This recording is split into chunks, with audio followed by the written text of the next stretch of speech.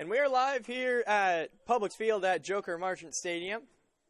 We are bringing you Miami-Dade versus State College of Florida, the second game of our matchup today.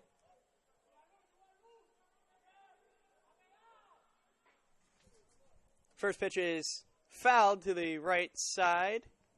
It'll be 0-1.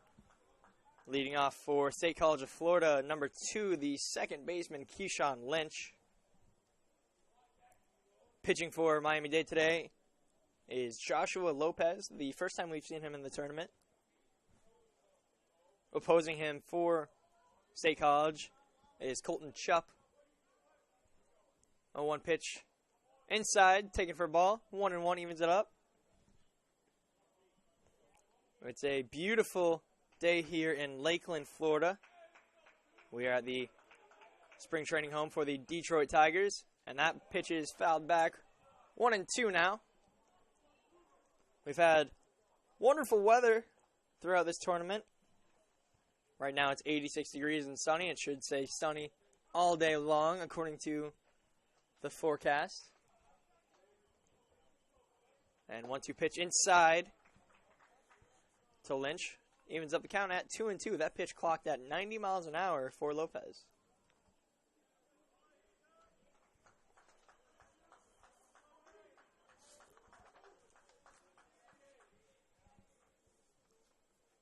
And there's a grounder over to third. There to make the play is Martinez, and he's able to get it to Garabedian over at first for the first out of this ballgame. I'm Chris Valentine. Joining me is Marshall Watrous.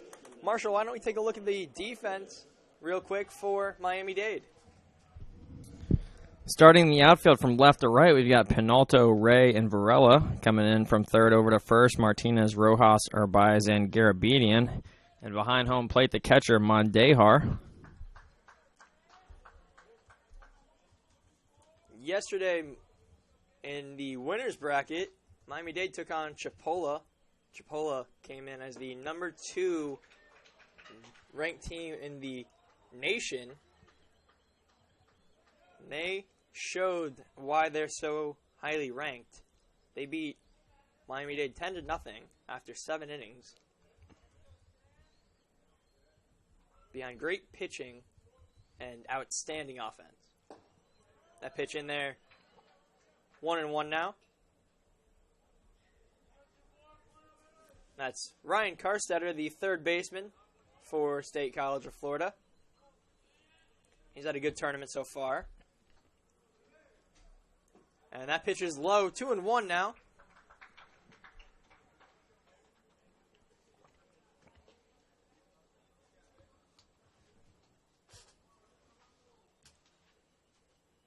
Carstetter, a product of IMG Academy, the athletic factory, as Marshall has called it many times in this tournament, and they rightly are. And there's a liner over to second base, and that's Urbaiz making the play. That'll bring up Riley Johnson with 2 outs.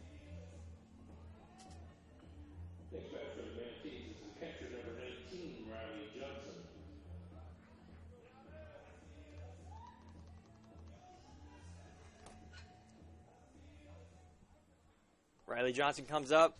2 outs now. No men on. He's in the third slot for today. And there's a strike on the inside corner. That was a good curveball by Lopez. 0-1 to Johnson. And Chris, it'll be really interesting to see how Miami-Dade bounces back after such a tough loss last night at Chipola College. Yes, it will, certainly. As Johnson fouls that pitch off.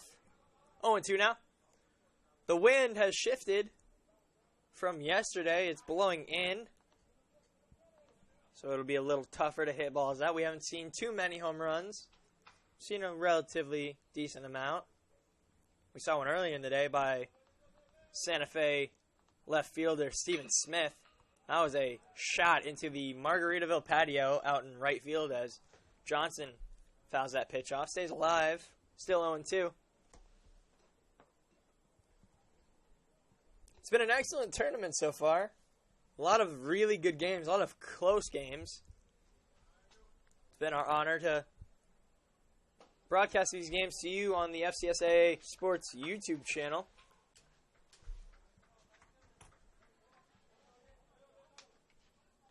Thank you guys for tuning in right now. 1-2 the count now to Johnson after he took that pitch high. And he takes that pitch inside. 2-2.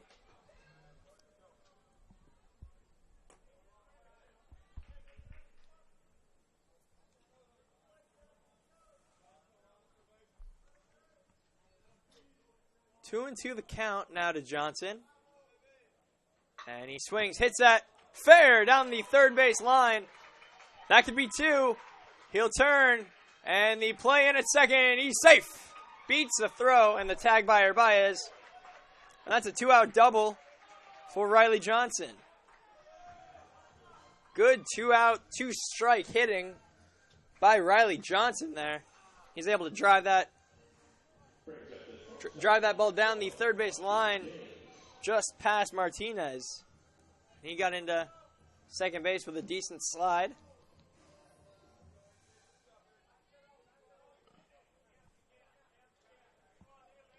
That'll bring up the shortstop, Austin James, the cleanup hitter for State College. Pitch on its way, and he swings, grounds it over to short. That's Jose Rojas making the play, and that will end the inning. No run scored, 1 hit, 1 man left on base. We'll be right back for the bottom half of the first, where Miami-Dade will look to bring the offense. We'll be right back.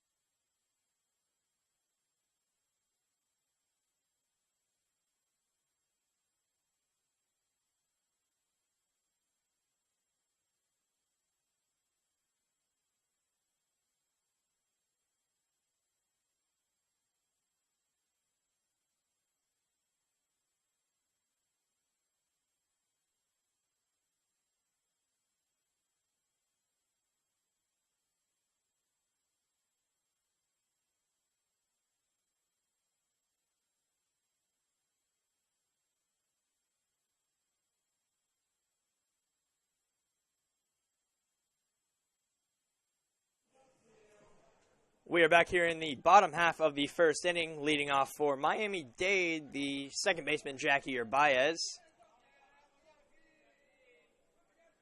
And there's a drive for the first pitch, deep in left field. There to make the catch is Dillingham. That will be out number 1. Just a harmless fly ball it ends up being. And that'll be the first out of the inning.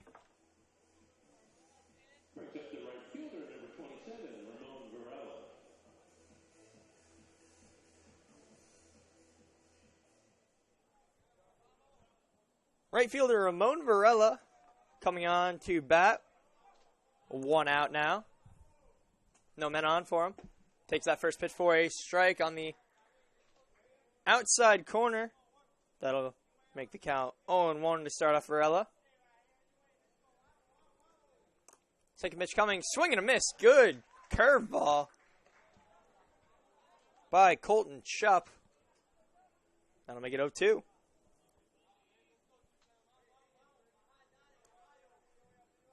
And here's the 0-2 pitch in the dirt. 1-2 now. Brian Ray, the center fielder, on deck for Miami-Dade. Miami-Dade looking not to be eliminated. As is State College of Florida, that pitch outside 2-2. This is an elimination game. The winner of this game moves on. The loser will go home. There's a pitch grounded over to short. That's Austin James. High throw. And that goes out of play into the netting. That'll be an error for Austin James. And Varela will move to second on the throw out. So an E6 in the scoreboard. Now a man on second, Ramon Varela. Brian Ray will come up, looking to drive him home. For those of you who do not know, the netting over on the first base side, just past the home dugout, if the throw hits that netting and is deemed out of play, because if not for that netting, there would be the stands there, and that would make it go out of play either way.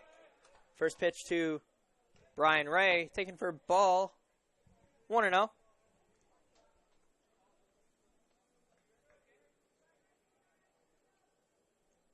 Brian Ray hit .417 in the regular season. 60 hits, 35 RBIs.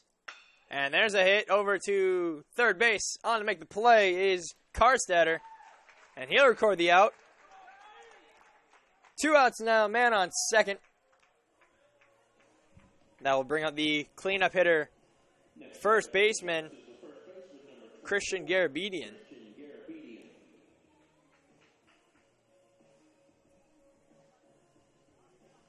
The grounder over to third forces Varela to stay there at second.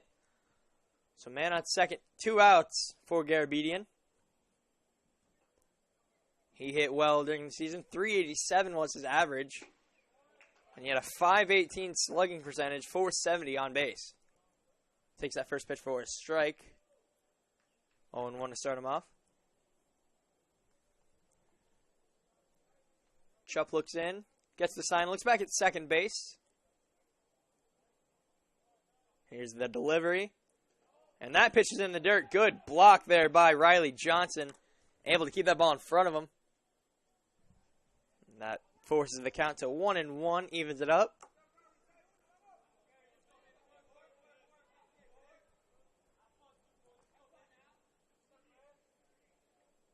The wind has practically died down. The American flag out in left center. Not moving too much. And, of course, as I say that, it starts moving a little bit more. There's a swing and a miss by Garabedian. That'll bring the count to 1-2.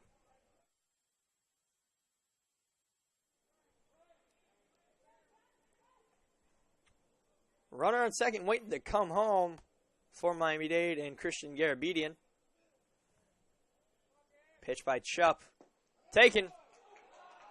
That was low, was the call by the umpire. 2-2 now to Garabedian. Looked like a close pitch, and it goes in Miami-Dade's favor.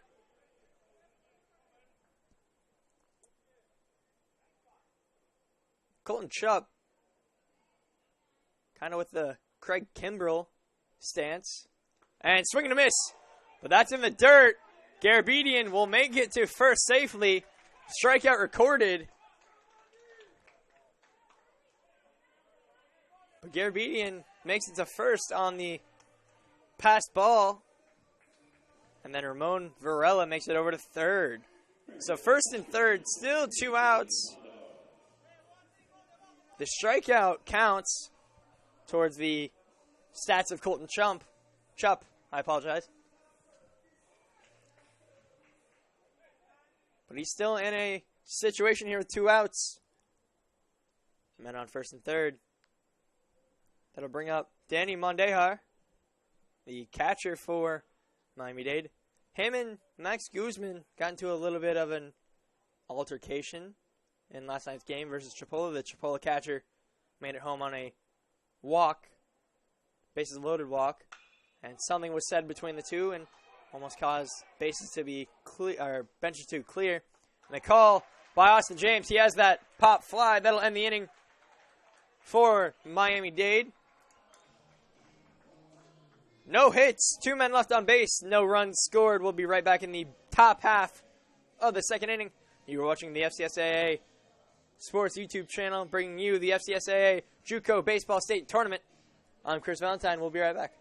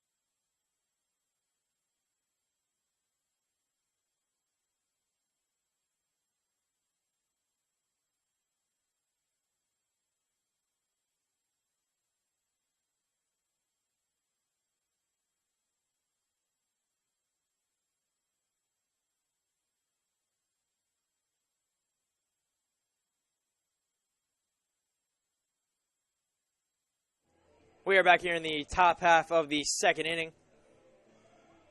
Score is still tied 0-0. Miami-Dade had an opportunity with runners on first and third to score in the last half inning, but nothing doing. Leading off for State College, the DH, Tyler Romnick, swings and misses of that curveball. 0-1 to start him off. 71-mile-an-hour curveball. That was clocked in by Joshua Lopez. Caught Tyler Romnick off guard. Didn't expect the curveball to start him off, especially hanging one like that. It was a good opportunity to hit one far, but he was unable to as Tyler Romnick fouls that ball off to the right. 0-2 now, quickly to Tyler Romnick. Finds himself in the hole. Joshua Lopez in full control of this at bat. And there's a grounder over to second. That's Baez making the play. Toss to Garabedian in time for the out. That's the first out of the inning. That will bring up the right fielder for State College, Jaron Shelby.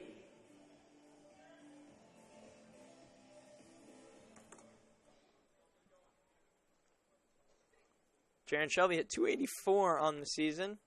Scored 39 runs, had 38 RBIs. Takes that first pitch in the dirt. 1-1. 1-0, I apologize.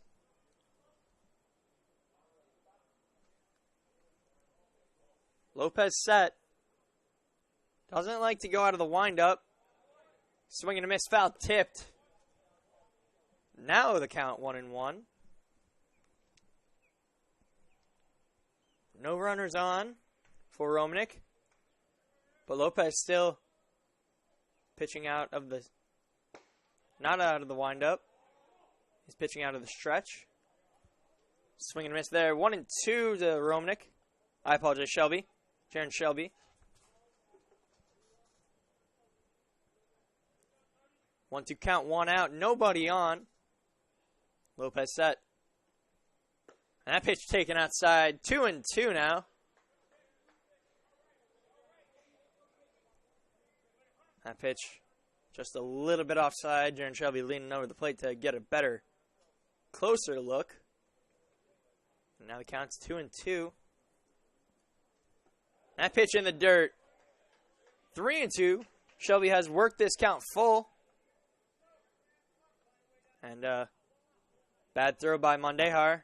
Back to Lopez. Goes off his glove. Baez picks it up, tosses it back to him.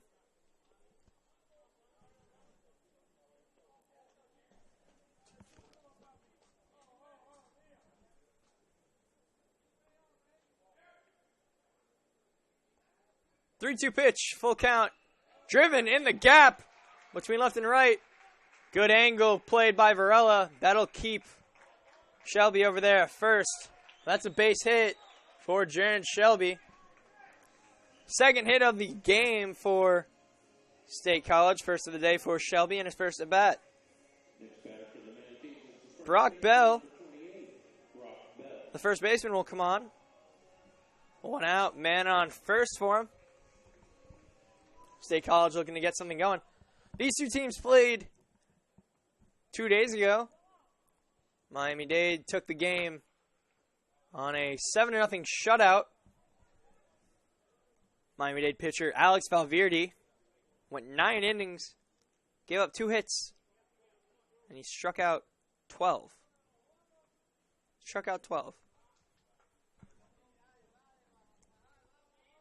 Marshall and I were talking last night how we haven't given him enough recognition for his performance in that game. We have discussed which pitchers have stood out the most and which players overall have stood out the most in this tournament. And Valverde slipped our mind every time up until last night when we were reminded on the stat sheet, and there's a fly ball to center. Brian Ray there to make the catch. Now will be 2 outs as Brock Bell is retired. Jaron Shelby still stranded over there on first base. Brian Dillingham will come up trying to bring him home.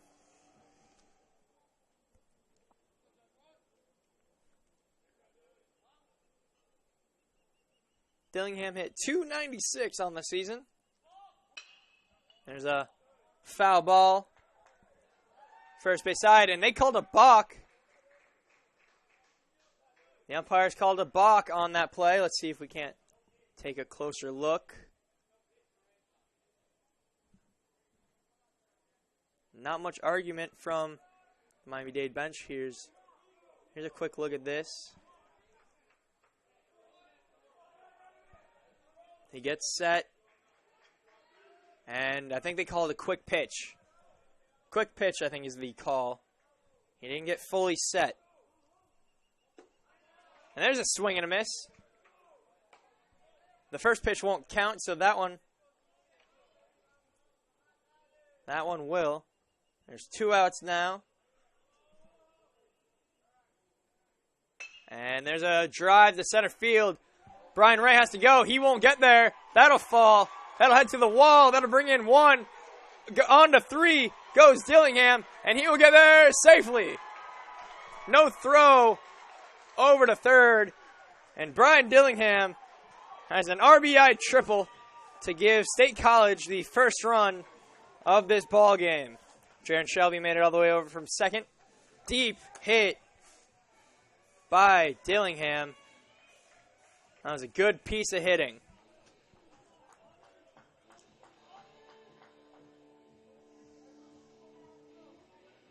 Up next, the center fielder for State College, Rugi Odor.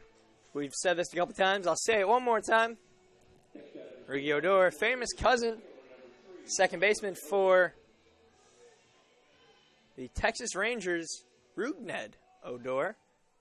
He's got baseball in his blood. He's got talent in his veins. Comes on. 2 outs now. Brian Dillingham waiting over there at third, trying to get there. Odor looked to lay down a bunt. He took that pitch for a ball. 1-0. Rugi Odor wants to bring in Dillingham, make this a 2-run ball game for State College here in the second inning. Check the swing, but it's in there. 1-1. Odor, 30 hits on the season, scored 30 runs. And he had 7 stolen bases for the year. There's a grounder over to short.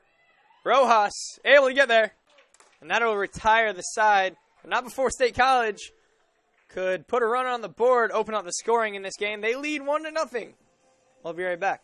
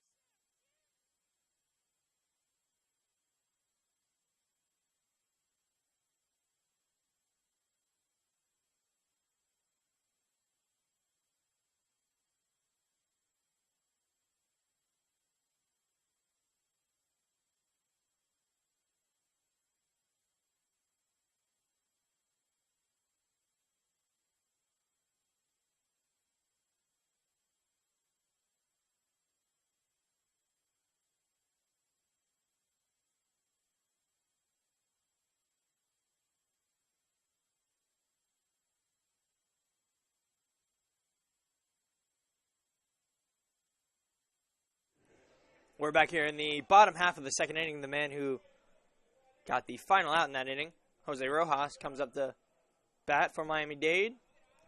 Takes the first pitch outside for a ball. 1-0 the count to Rojas. Swung on, fouled to the left. That'll make the count 1-1. Thank you, everybody, for tuning in today. We appreciate all the viewers that we have had, all the kind words.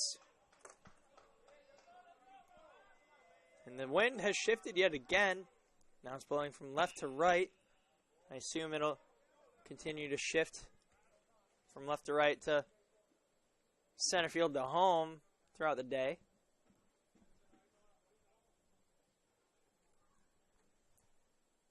1-2 after that foul ball. Jose Rojas down the count, 1-2. No men on, no outs. And he swings. Fly ball, pop up. Right side, will it stay in? No, it will not. That goes into the stands just past that netting. And into the Miami-Dade dugout. Still 1-2.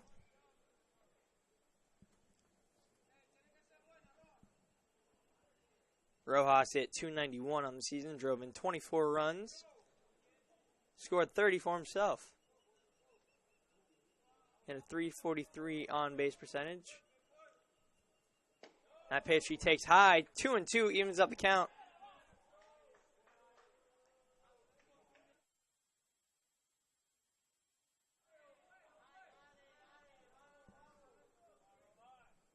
And there's a drive to right field.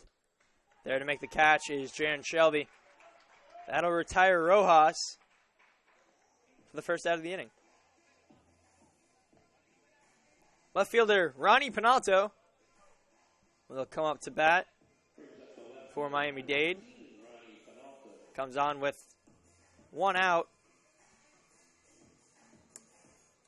And like I mentioned before, Miami-Dade batted .350 for a team this past season.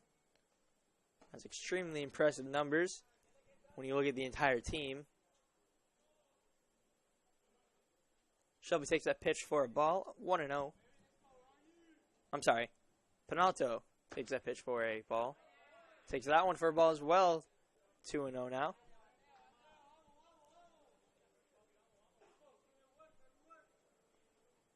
Penalto getting cheered on from his teammates in their dugout.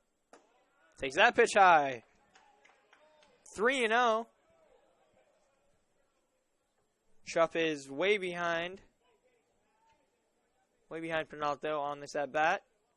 He'll look to get back in it. And looking to lay down a bunt. Takes that pitch. 4 straight balls for the 4-pitch walk. That'll put a runner on first for Bruce Martin, the DH. Played in 39 games, had a .333 batting average. He'll come up with a man on.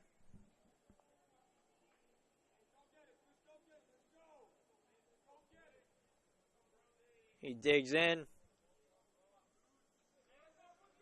Schupp sets. And off with the pitch was Penalto, and the throw down to second is high. And Penalto is in there safely. It'll be a stolen base for Ronnie Penalto. That pitch was a strike, so it'll be 0-1 to Martin.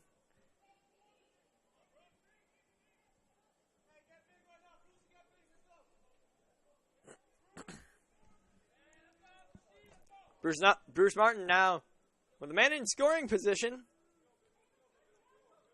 Penalto there at a few feet off second base. And a pickoff move over at second. And a feet first slide. And there goes Penalto. The throw got away. The throw got away from Austin James. And Penalto takes full advantage and moves over to third. So now, man on third, 90 feet away from tying this ball game up for Bruce Martin. That'll go down as an error on Schupp.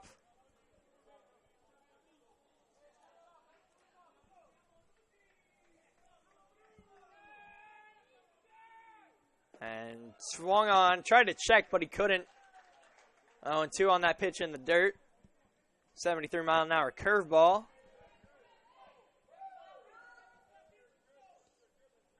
His teammates and fans cheering him on. And swung and a miss, strike 3. Bruce Martin down on strikes. Schupp able to get the second out now.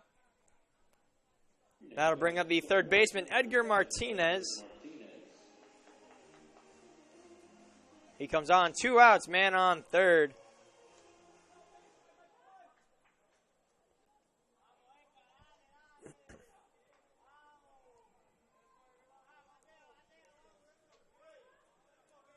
Miami-Dade doesn't want this opportunity to go by without getting a run.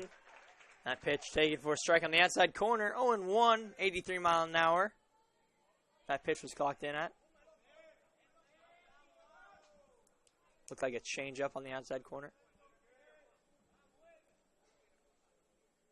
And swung on a miss on the curveball. 0-2. Big swing. And it came up empty. Was for Martinez. And now he's down in the count 0-2. Chup determined to get out of this without allowing the run. He walked Penalto. Penalto scored. And Penalto advanced to third on the error by Chup on the pickoff attempt. And there's a frozen rope line drive over to left field. That'll get past Dillingham. And that'll be extra bases for Edgar Martinez. That's an RBI double to tie this game up.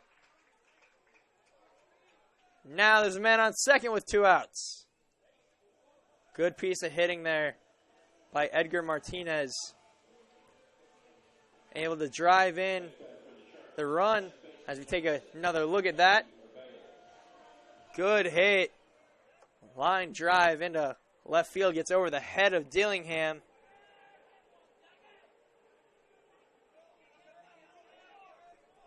That brought home Penalto. That'll bring up Jackie or Baez. And he hits that high. Mid-center, left center field. There to make the catch was Dillingham. That will retire the side. But not before Miami-Dade could tie this ball game up. 1-1 as we head to the top half of the third. I'm Chris Valentine. We'll be right back.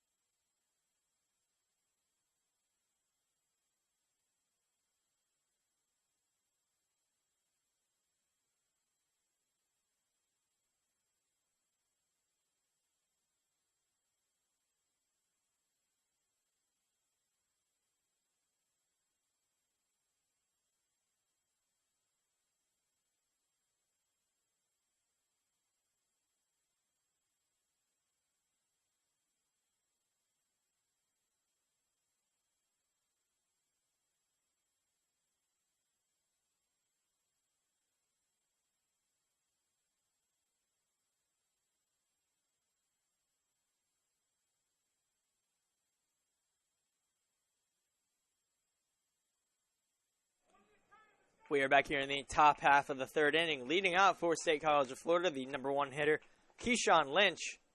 Takes that first pitch, a curveball in for a strike. 0-1, that pitch clocked in at 70 miles an hour.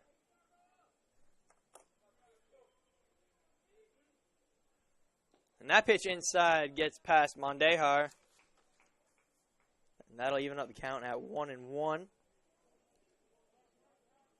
Lopez's curveball. One of the slower ones that we've seen in this tournament. Let's see if he can get that in the 60s. That'd be really cool to see. There's a grounder over to short. Unable to make the play on it was Rojas. And that'll be scored as a hit. That'll put the leadoff man on. Karstetter. Ryan Karstetter will come up with Lynch there over at first.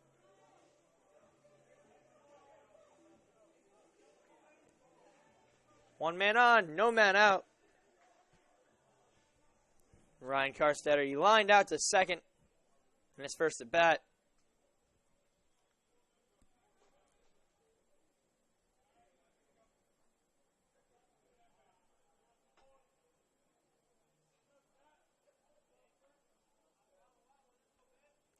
And there's the first pitch to Karstetter. He takes it for a strike.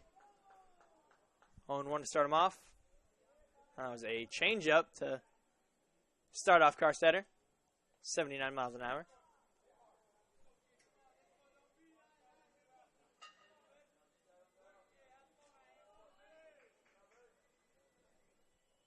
Lynch over there at first. And there's another grounder over to short. Second base for one. First base for two. Double play turned. That was Rojas to Urbaez and to Garabedian. Good old-fashioned 6-4-3 double play. Now, two men on, bases cleared for the catcher, Riley Johnson.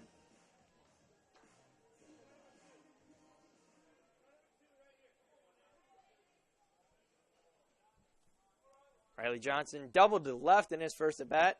Takes that pitch inside. 1-0 to start him off.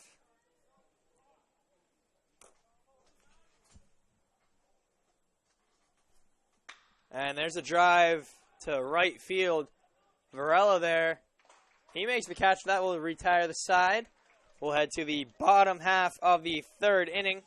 Game still tied. State College out. 1, 2, 3. No runs, one hit. No errors, no men left on base. We'll be right back.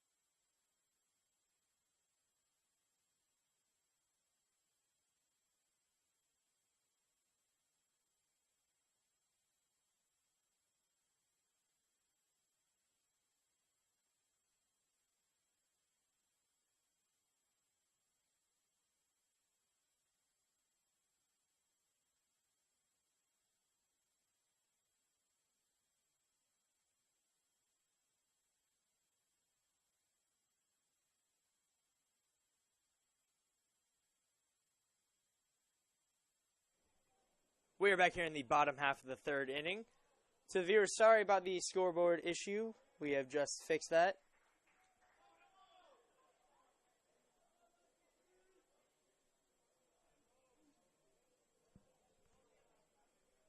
Leading off for Miami-Dade, the right fielder Ramon Varela. The count is 1-1.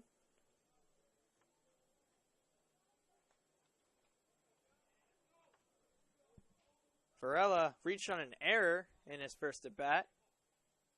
And there's a drive into center field. That'll fall for a base hit. On with a single is Ramon Varela. He's on for the second time today. That'll bring up center fielder Brian Ray.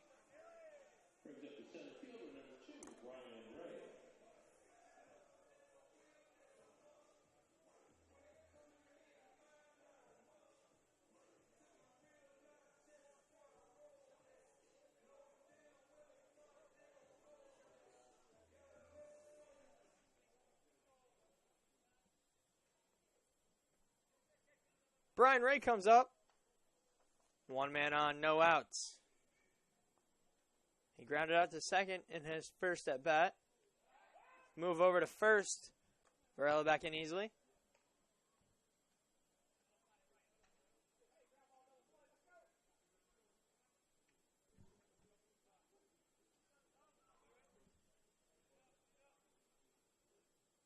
First pitch. And that is driven into center field. On to make the catch. No, it was missed. Sliding attempt by Odor. Throw in to third. Not even close. And that'll put runners on second and third now with no outs.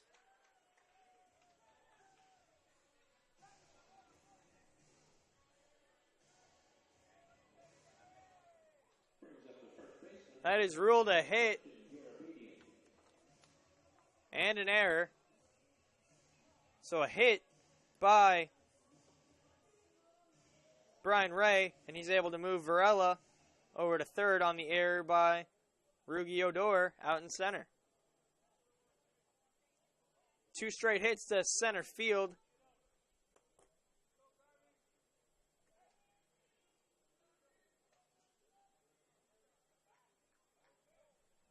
That'll bring up the first baseman, the big lefty, Christian Garabedian. He has runners on second and third. No outs. Tie ball game, 1-1. And there's a line drive over to first. I apologize. Good catch made there by Brock Bell.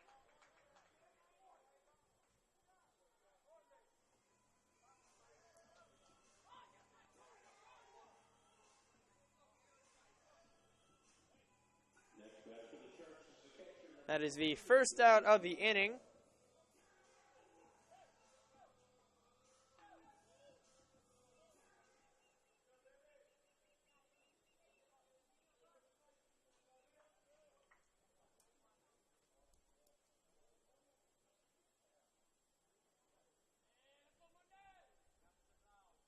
Danny Mondejar, the catcher, popped out to short in his first at bat. Comes on, 1 out. Men on second and third. There's a fly ball to deep center. Rugi Odor, will he get to it in time? No, he won't.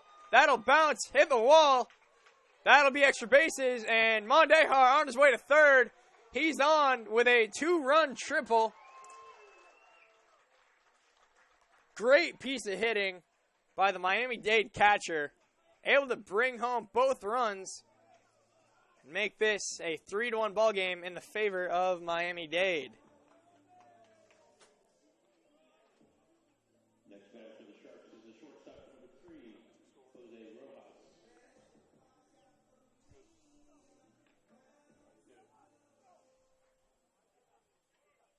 Runner on third, 1 out. That'll bring up Jose Rojas, Miami-Dade shortstop. First pitch. Swung on, hit to third. Bounce off the glove, and no throw there by Karstetter. Let's see how they will score that. It'll likely be a hit.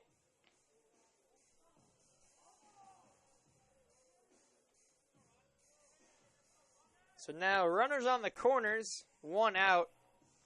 That'll bring up Ronnie Penalto.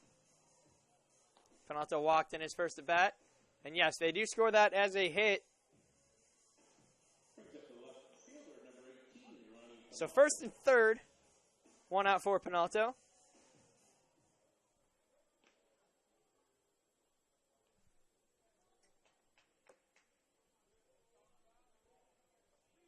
Penalto walked in the second inning. Still a base, made it to third on a pickoff error. And he was driven home by the double by Edgar Martinez. He comes up. And he takes that first pitch for a strike on the outside corner. 0-1.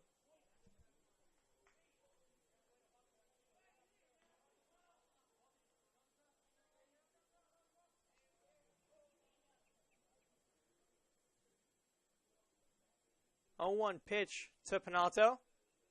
Taking it inside, evens up the count, 1-1.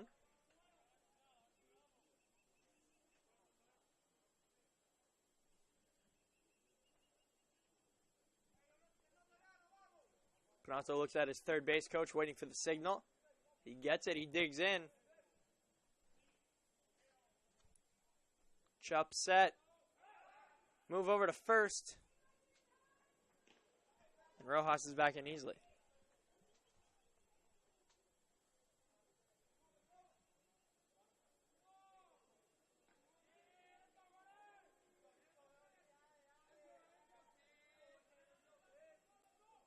Pitch to Penalto. That is high.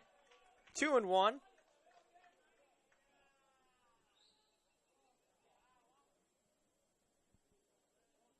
Penalto has played well this tournament.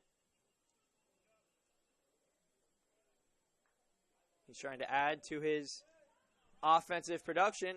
He's got a good chance here. 2-1, one out. Men on first and third. Another move over to first base. And Rojas is back in easily once again.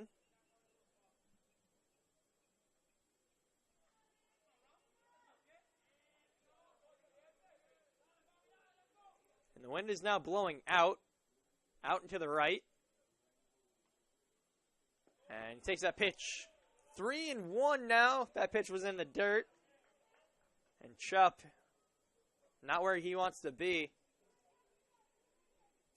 Down in the count to Penalto with runners on the corners. State College has that bullpen working out there.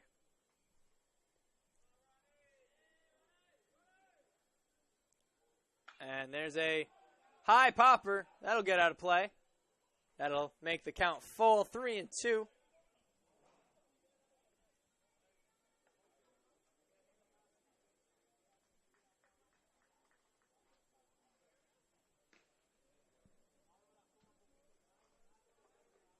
After the quick start to this inning, things have slowed down a little bit.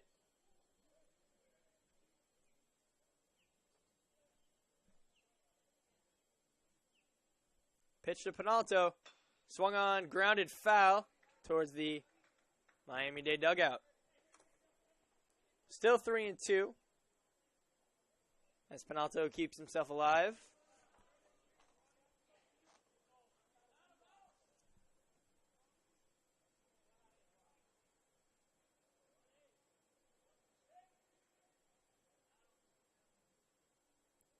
And off with the pitch is Rojas. And there's a drive to left field. Unable to make the grab is Dillingham. That'll probably bring in two. No, they'll stop Rojas at third. And that's an RBI double for Ronnie Penalto. Rojas stops at third. Second and third now, one out. Miami-Dade leads 4-1.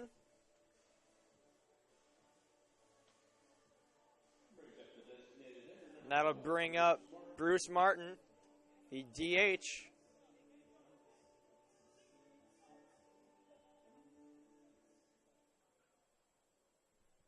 So the first RBI of the game for Penalto. There's going to be a meeting on the mound. We'll see if they bring in a new pitcher. And it looks like they might. We'll be right back with the announcement.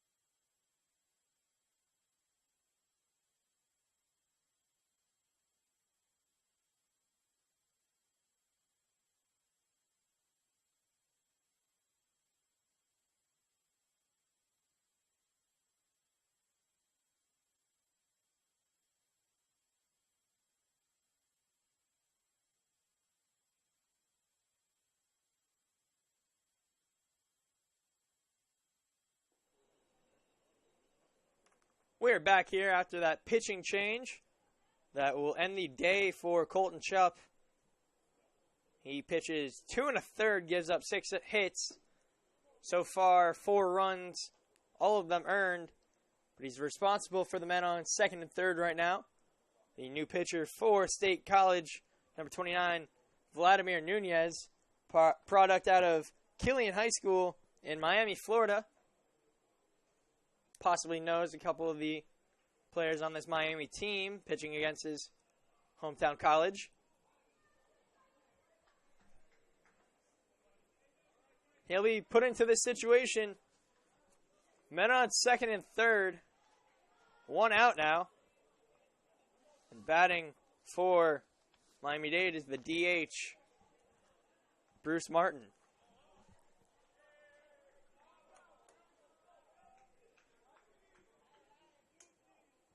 First pitch coming from Nunez.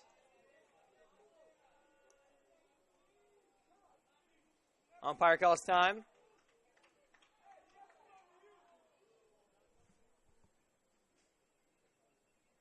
Still waiting on the first pitch by Nunez. Chupp likely not pleased with his performance today. It was a quick pull from State College.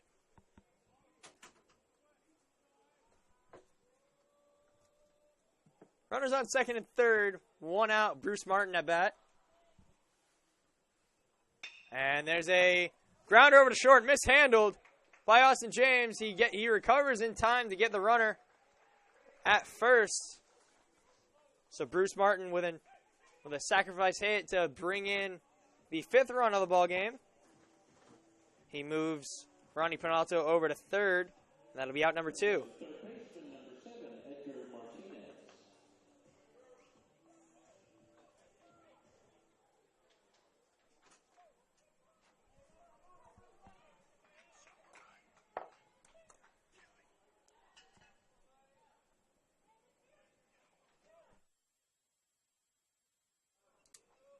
Man on third, Edgar Martinez at bat.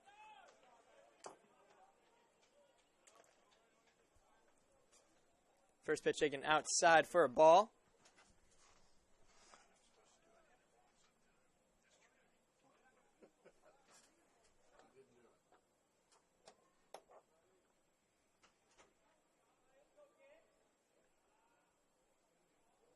Pitch to Martinez. Taken for a ball. 2-0 now. Nunez doubled in a run with 2 strikes in his last at bat. That opened up the scoring for Miami-Dade. They have since broke this game open, now leading by 4. And takes that pitch for a strike. 2-1.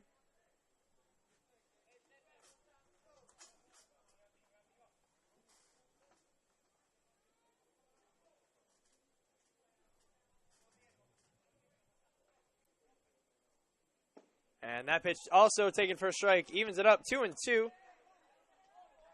Joining me now is Scott Jameson, the assistant athletic director at Santa Fe College. How you doing? I'm doing great, Chris. How are you? I'm doing pretty great. It's a beautiful day for baseball. Yes, it is. Good game so far. A little warm, but that's okay. Yeah, good game. Miami-Dade playing well, cashing in when they're getting runners on base, and that's of course an important thing. Something from the earlier game that Santa Fe was able to do late. They left 5 on in the middle of the game and thought it may come back to haunt them a little bit, but they, again, were able to sort of cash those in late in the game with that home run and sort of give themselves some distance. Obviously, Sean Gable was great on the mound, and Miami-Dade's pitcher so far here today scattered 4. There's a strikeout. That'll end the inning for State College, finally able to get out of that. Not before Miami-Dade puts 4 on the board, breaks this game open 5-1. They lead. We'll head to the top half of the 4th inning. We'll be right back.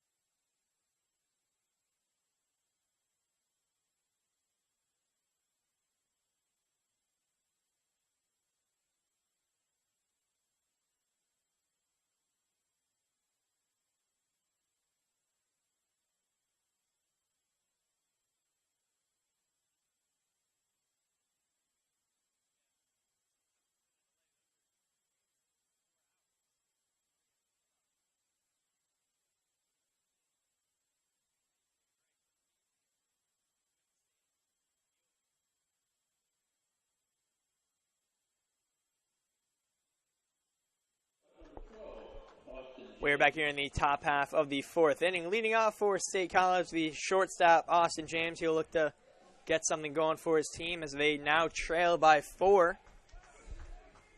Yeah, the thing that's jumping out to me is that 3 errors on the board for State College of Florida.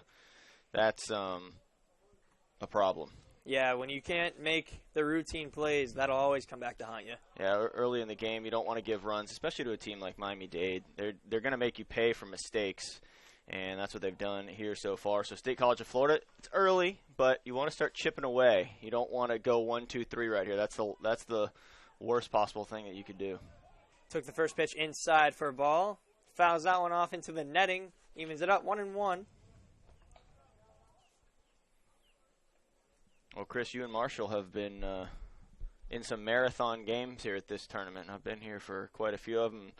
Like we were talking about during the break, I did some of them last year, so I feel your pain a little bit. Although it's fun in a way, but it's still, it can be a slog at times. Is. So good job. I appreciate that. Keeping it in there, and you too. I know Marshall's out for right now. He'll be back later, so don't worry. Marshall will return. There's a swing and miss. Strike 3. That'll retire Austin James. That'll bring up the DH, Tyler Romanek. He grounded out to second base in his first at bat. You're talking about the rain delays last year. This year we haven't had rain. We've had beautiful warm weather, but these games have lasted over 3.5 hours most of the time. We've had 2 games that have lasted under 3, and we've had 2 games that have lasted over 4. Everything else has been about 3.5. That's not normal for college baseball. No, and I think, you get into a tournament and you have teams that every pitch counts. So you're getting the pitches called in from the dugout every time in a lot of cases here, whereas in, a major league game, even at the Division I level, you have some of those coaches calling in pitches, but at the major league level, the pitcher and catcher are calling the game. And here you have that going on, and you also have, there's another strikeout, swing and a miss, way out of the zone. But right now, it's working for Miami-Dade. Yeah. But to get to your point, it has been just a really slow pace. The pitchers have been taking their time and working slow. And there's some teams who's, just for instance, because I'm so familiar with Santa Fe, Coach Johnny Wiggs does not want his pitchers working slow. He wants them to work quickly. He wants them to stay in rhythm, get the ball, and go. And that's not the way that it is with a lot of coaches, and it's just a different philosophy just that preference. The coaches have. Yeah, it's how they believe. Sometimes like the Miami-Dade pitcher here, he's wanting to get it and go too. So yeah, there's a lot of pitchers who, at the college level and at the major league level, get upset when batters take their time. They want to keep working. They don't want to take breaks. They want to stay in their rhythm. They want to keep throwing pitches because they know when they're hot, and they don't want to take time to cool down. Well, and that's when you'll see the batters start stepping out and fixing their, when you do have a pitcher who works quickly. And then you. And striking out the side, right there was Joshua Lopez. Impressive inning for him. Only gave up 1 ball through 10 pitches and got 3 strikeouts. That's an impressive inning. We'll be right back. Almost a perfect inning for him. Almost. Wow. Almost. I've never seen an impeccable inning. Man. It's on my bucket list. Well, you almost got one right there. Almost. 10 pitches. We'll be right back.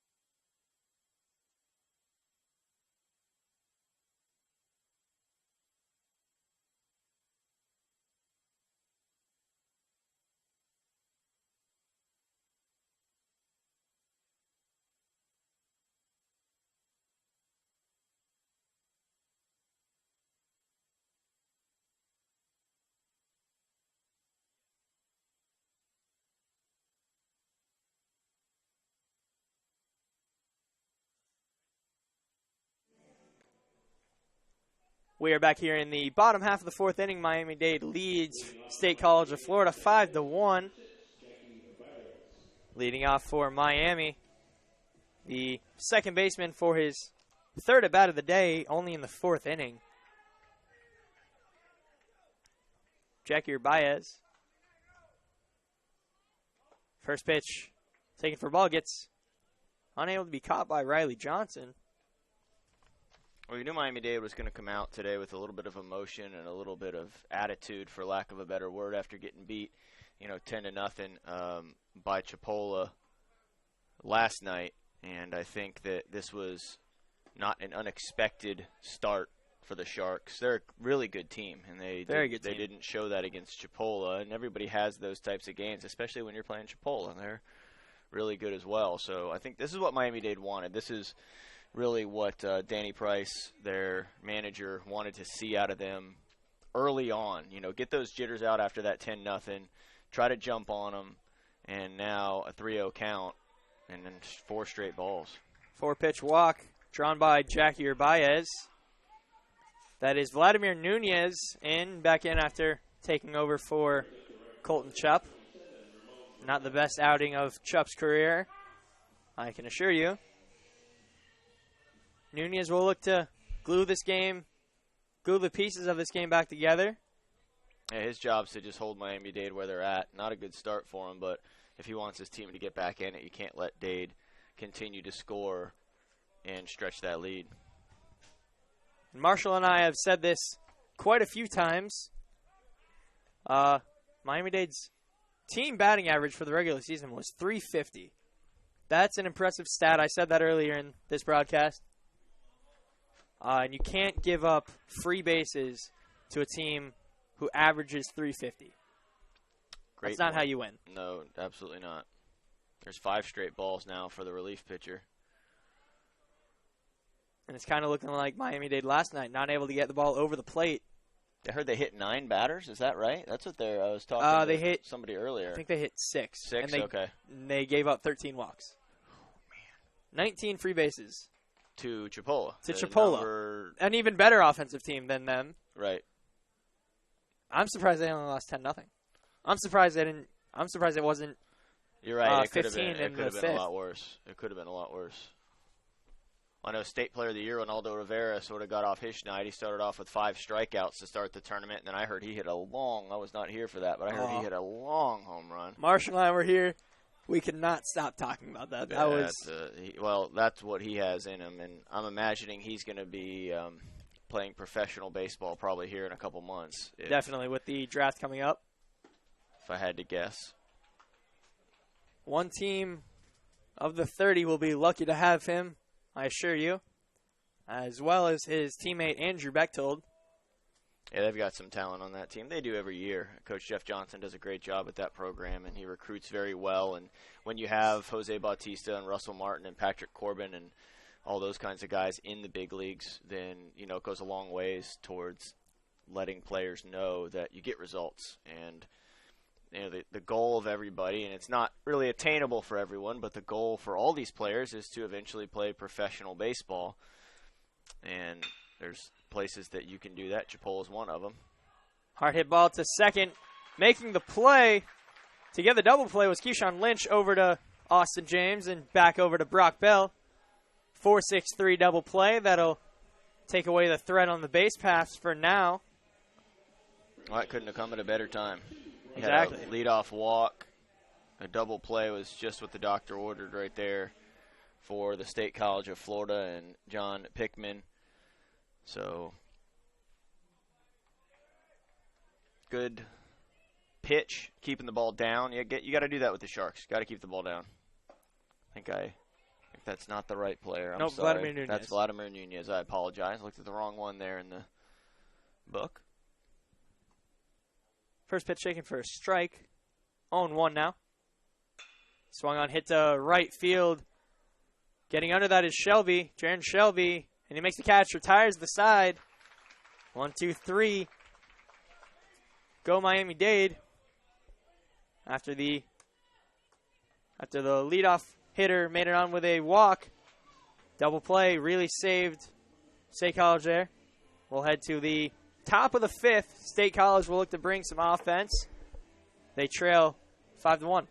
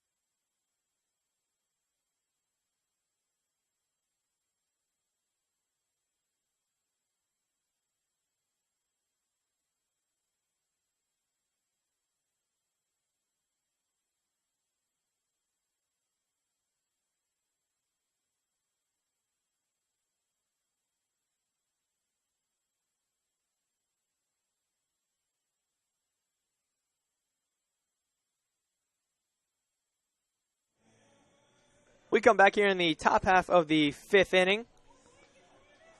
State College of Florida will look to bring some offense as they trail 5-1, as I said before the break. They struck out, all 3 of the batters struck out on 10 pitches by Joshua Lopez. Great inning by him. He'll look for a possible repeat of that. Leading off is first baseman Brock Bell.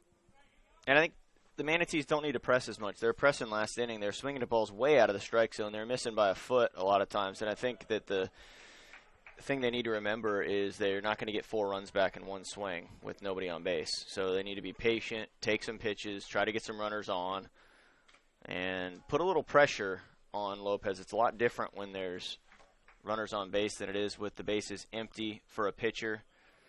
You're either some pitchers that pitch not as well out of the stretch as they do out of the windup. Mondejar hit with that foul ball. His coach is out there to check on him. He looks like he's okay. He was hit 3 or 4 times by foul balls last night in the game against Chipola. It's a tough job behind the plate. The umpire went out and talked to the pitcher to give the catcher. It's one of those professional courtesies they have. Same thing, if an umpire gets hit, the catcher will run out and not even really doing anything except letting the other guy recover without just standing around. It's, again, one of those things that the umpires and catchers sort of an unwritten rule that they do for each other, because there are a lot of deflections. That ball's coming in at 90 miles an hour, and it's not slowing down much after it hits the bat. So no, it might slow down to 85 maybe. At most on yeah, that tip. That's a shot. And like you said, the catchers get beat up all game. Foul ball to the right side. Count will stay at 2-2. I promise I'll get better on keeping this count over here. I keep distracting myself. It's not used okay. to doing this. This is usually Tyler's job. He's not here, so I'll get on top of it. That's right. You can't do worse than what I did earlier, with not counting any runs for the first couple innings. Well, you were in here by yourself. In Chris's defense, Marshall had to step away for a little bit, and I was not in the building yet. I had to go recheck back into a hotel. There's a nice off-speed pitch, swing and a miss, strike 3. 4 straight strikeouts now in the last 2 innings for Lopez. He's pitching well right now. He gave up 1 run in the second inning, but he's settled down quite nicely. He's found his groove, that's for sure. And he's getting the Manatees to swing at pitches out of the zone, but that's because he's getting ahead in the count. And like you said, foul tip off the umpire's mask. He looks to be okay. And there goes Mondejar. The catcher I think the umpire told him he was good and ready to go. And sometimes they'll communicate and sort of say, "Nah, you're good, I'm ready." But yeah, the catcher was ready to run out there. Oh, the second baseman came in that time. It's all part of the relationship between the catcher and the umpire. A lot of people don't realize that. If you never played catcher, as a catcher, you have to get to know the umpire. You absolutely. talk to him a lot in between innings when you're warming up. It's something that has happened in the sport for over 100 years. Yeah, and you're asking them a lot of time, where'd that miss, or all sorts of stuff. They're constantly talking. And there's a pop-up that Baez ran back out, made the catch, second out of the inning. And easy play, not much contact on that one. So even when the Manatees are making contact off Lopez right now, they're not able to do much with it.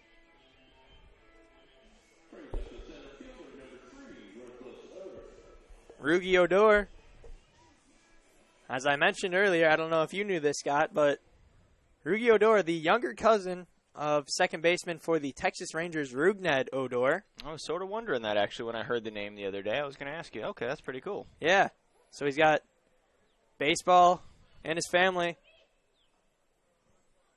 Yeah, Rougned Odor is quite a player for the Rangers. And he's got quite a right hook, as Jose Bautista knows. Odor doesn't take much junk, that's for sure. Grounder over to Rojas, able to make the throw. And another 1-2-3 inning. That is the third in a row that Joshua Lopez has had. We'll be right back in the bottom half of the fifth. Still 5-1.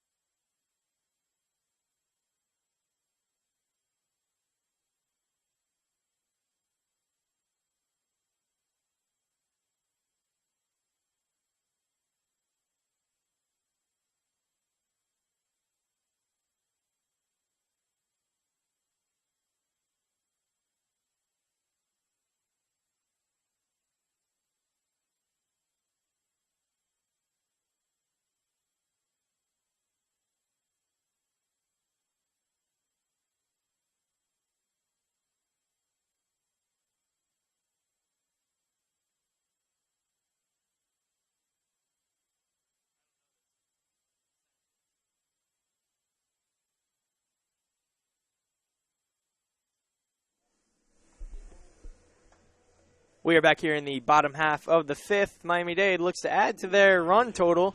They lead by 4 right now. I'm sure they want a few more insurance runs as the day will go on. Leading off for Miami-Dade, the first baseman, Christian Garabedian. 0 for 2 on the day. And Dade with that 4-run lead, and they know that nothing at the state tournament is really very safe. A lot of comebacks at this tournament. It is a deep park, so it's tough to come back with home runs, but there's a lot of space out there. So extra base hits are something that occur. A lot of triples here. We saw in the Santa Fe game, Dylan Reed tripled, and they ended up scoring on the play on that error. I guess they ended up giving the error on the throw, I would think. And they had to give an error on that one just because Reed was not going to try to score unless that throw bounced away, a hit and bounced away from the cutoff man. And Reed made the turn and came home to score the 7th run for Santa Fe. And you mentioned the field dimensions. 420 all the way out to straightaway center. To give you some perspective, if I'm not mistaken, 404 at the Trop, which is about a 2-hour drive, maybe a little less from here. 340 down both the lines, and it's 310 and 320 at the Trop. So a large field. I think Yankee Stadium's 310 or 305 down the lines. I think it's 310 or something. It's a little. Boston with a pesky pole out in right field, I think, is 297. A little cracker box fields. Those fields drives me nuts. You can hit a fly ball and hit a home run, but hey, whatever. I'm a Mets fan. They play in a little bit bigger of a park, although they had to bring the fence in at Citi Field because the Mets hit a franchise low for home runs, I think, the first year at Citi Field. So they brought the fence in right field. It was so difficult to get one out. And I was watching SportsCenter the other day. Actually, it was the other week when the Mets were taking on the Phillies. It was an away game for the Mets, and they hit 7 home runs against the Phillies. They're the only team to do that at Citizens Bank Field since it opened. I think it was 10 years ago it opened. And they've done it twice. They've done it twice, yeah. Done it twice. Well, that's another little small field, ball yeah. Flies out of Citizens Bank. And yet the Phillies still can't score runs. Cincinnati, Philly, Yankees. There's Coors Field, obviously, although that's a pretty deep park, but the air's thin, compensates for that. That ball travels. There's a few smaller ballparks in the big leagues. Danny Mondejar, the catcher for Miami-Dade off the bat. First pitch taken for a strike on the inside corner. Good curveball. 1 out, nobody on for the Sharks.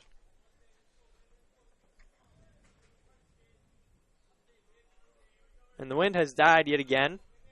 Yeah, that flagpole's just sitting. It was whipping the last couple days. It has. Been sort of out towards right. Yeah, it's been consistent from left to right, and up until today, it's been picking up every time. And I mentioned earlier, it was starting to come in, center to home, and then it started going out. So the winds are swirling here, and a good play made out in center field to get the out was Rugi Odor. Yeah, he got a good jump on that. He read it right off the bat and then saw that it was tailing away from him with a right-handed batter, hitting one out towards right. It's going to have that spin that's going to run away from you. So he got a good jump, good bead, took a good angle, and made sort of a pretty hard-hit ball out into the gap, made it look like an easy catch. He has good speed out there. He had a good first step. Well, he's not the largest outfielder, not the largest player that we've seen, so he has to jump. Yeah, he got a great jump, and he's quick, real quick. That pitch high to Jose Rojas. 1-0.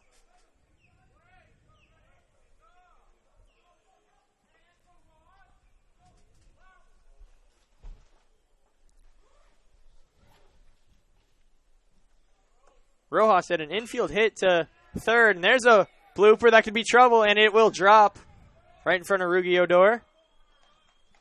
He'll throw it in a second, and Rojas has his second hit of the game. Yeah, not even Odor was going to get to that one. Not even with his speed. No, that one just sort of died off the end of the bat. Out into left center, knowing that was in no man's land. And the wind wasn't going to do anything to it.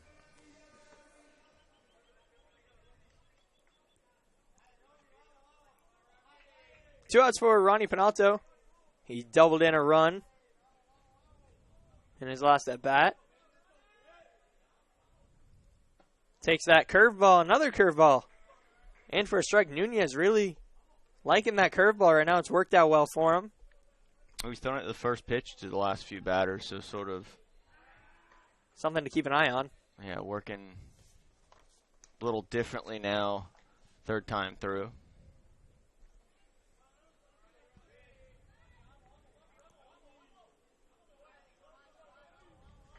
0-1 pitch from Nunez. Another curveball. No, my mistake. That was not a curveball. That was a fastball. I did not see that well at all. Yeah, it was just a fastball right there on the outside corner. Low and away at the knees. Great spot. That's not much a batter's going to do with that except maybe foul it off or roll one over to shortstop unless they're really... Fly ball. First baseman. Oh, Brock Bell misses that over to third. So that'll be an error on the first baseman. I believe he lost it in the sun at the last second. It looked like it. And that's a tough play. A first baseman's not used to having to make a play like that like an outfielder would, and he just misplayed that. And I have to assume that he lost it in the clouds or in the sun or something like that. There are quite a few clouds up there, so if he took his eye off of it for even a second and you lose where it's at, you've got to be able to track that ball the whole way. And he's frustrated. And rightfully so. He knows he should have made that play. They could be out of the inning right now. When you're struggling and when you're down 5-1, you got to make those. That's just the bottom line. That's the fourth error now.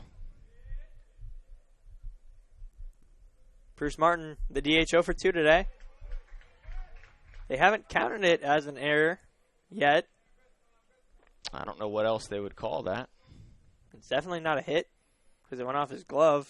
Nah. So they can't rule it on a Definitely technicality. not a hit.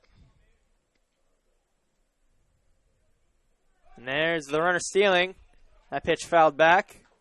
Penalto was off of that pitch, but he has to go back.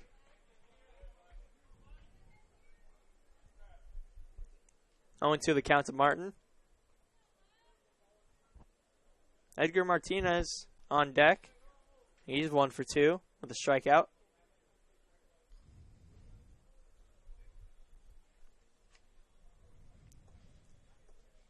So, Scott, you being the assistant athletic director over at Santa Fe, Santa Fe won the state baseball tournament. It looked like he went around. Yes, he did. And they call it yes. So, before we go to break, sure. Who do you think is the biggest challenge to Santa Fe in their hopes of a repeat of their state title? That's a good question. Right now, I would say Chipola, just the way they've been playing this season, the way they swing the bats and the depth they have with their pitching staff. You know, Palm Beach obviously beat Santa Fe, so they're a threat. They didn't swing it very well, but neither did the Saints, so they didn't have to. And they got really, really good pitching yesterday out of their 2 guys. One went 9 innings, the other went 2 in that 11-inning game. The Saints didn't have a hit, I don't think, after the 5th inning. So, you know, if Palm Beach has more pitching like that, they're definitely a threat. So, obviously, that's an easy answer because those are the 2 teams in the winner's bracket. But Dade is another team. But if I had to pick one, I would say Chipola probably. They're usually right there in the mix. They're right there in the hunt every year, and they've got the horses to win it every year, really. And they've, you know, with Rivera and Caballero at shortstop and some of the pitching that they have, they're going to be a tough out. They're going to be a tough out. Whoever, if somebody takes them down, they're going to have to earn that one every step of the way. That being said, we'll take a quick break. We'll be right back. Miami-Dade leading 5-1.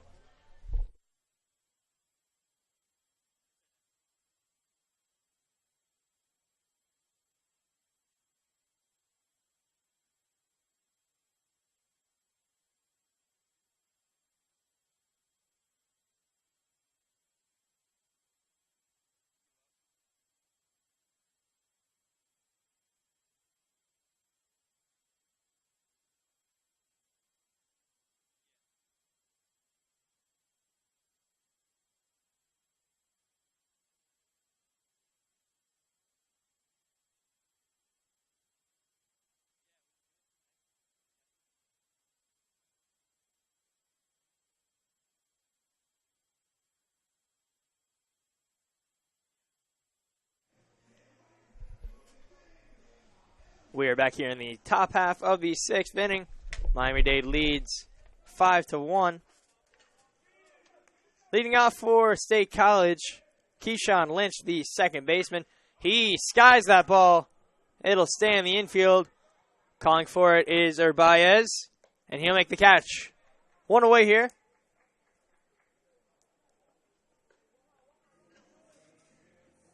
The last 9 batters for State College of Florida have all been retired. In the last 10, it's gone 10 up and 10 down, the last 10, for Joshua Lopez. He's been pitching great over the last 3 1/3.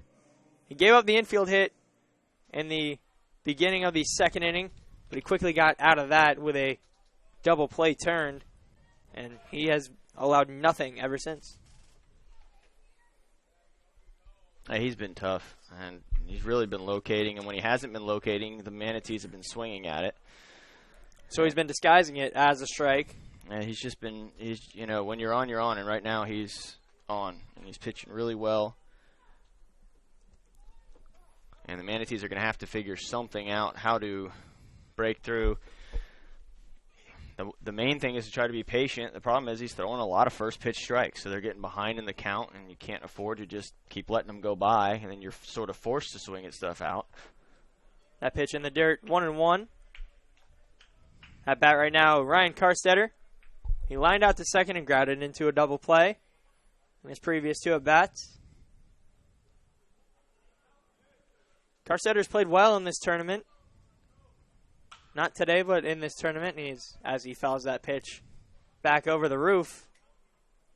Clocked at 89 miles an hour. Not the fastest pitcher is Lopez, but he's been locating, like you said.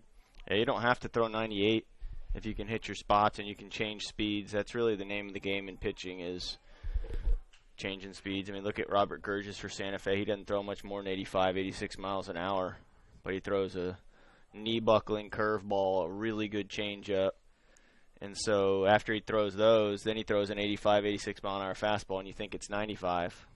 When he was pitching, I was raving to Marshall about Gurgis' curveball. He has a really good curveball. He'll be going to Flagler next year. There's a grounder pass short. That'll be a base hit for Carsetter. First hit in this game since the 3rd inning for State College of Florida. You'll take anything right now. That's the bottom line. If you're State College of Florida, you got to do something to break the Lopez hex, because right now Lopez is in control of this game. So even just a little C&I single like that just past the shortstop can do a lot for your confidence, can do a lot for the guys behind. And that one is hit really well out to left. Let's see. It'll stay on the warning track. Well, the wind blowing in. I didn't look up at the flag, but yep, of course, just picked up. Right when he hits that, it is blowing stiffly straight in from left field. So maybe 10 minutes ago that might have been a home run. Yeah. But that flag is all the way out. I mean, it is blowing.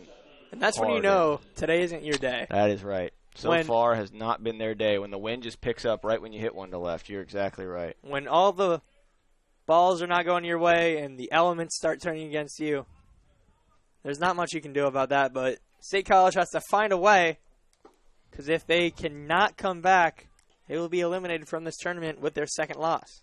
Yeah, the winner of this game will move on tomorrow to continue playing. The loser will go home and see their season come to an end. So, the Manatees don't want to go down quite yet. And they'll keep scrapping. They're 34-21 coming into this game, the Manatees. This game will decide who the 4th team playing tomorrow will be. We already have Palm Beach and Chipola. They have no losses, so they cannot be eliminated today. And then Santa Fe won the first game, so they will make it to the next game to the next day as well.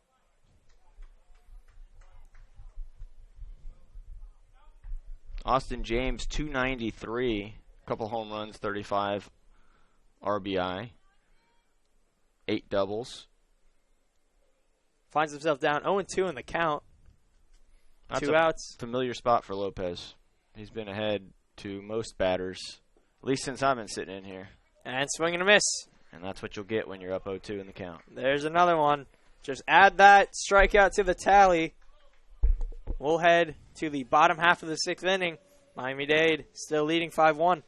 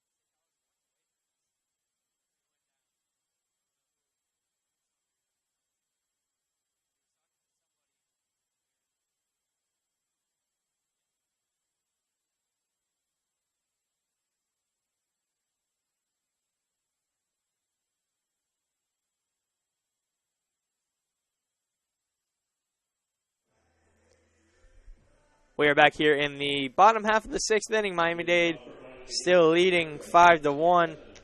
Edgar Martinez, the third baseman, will lead it off for the Sharks. He's 1 for 2 today with a double and an RBI. He also struck out in the 3rd inning. Martinez, 381 on the season, 3 home runs, 9 doubles, 34 RBI. He hits like a pretty good Edgar Martinez that played for the Seattle Mariners for a lot of years, one of the best DHs to ever put a pair of cleats on.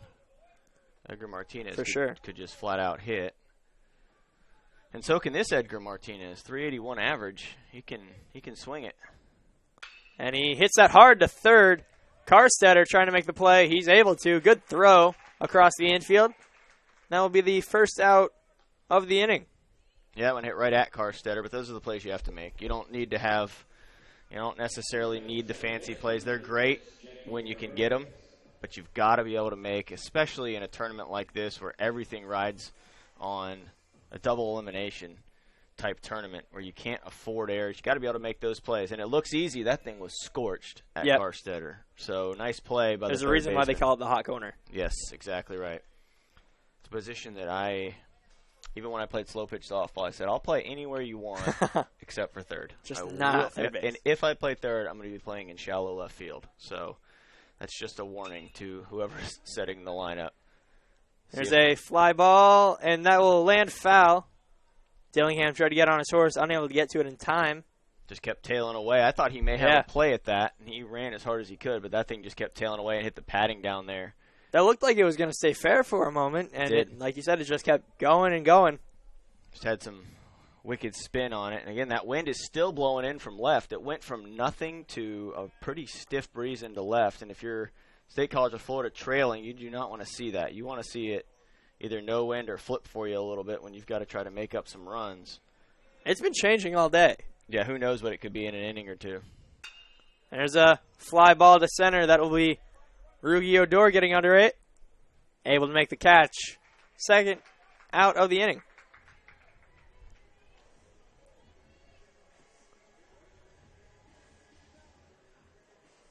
Ramon Varela, the right fielder, will come up to bat.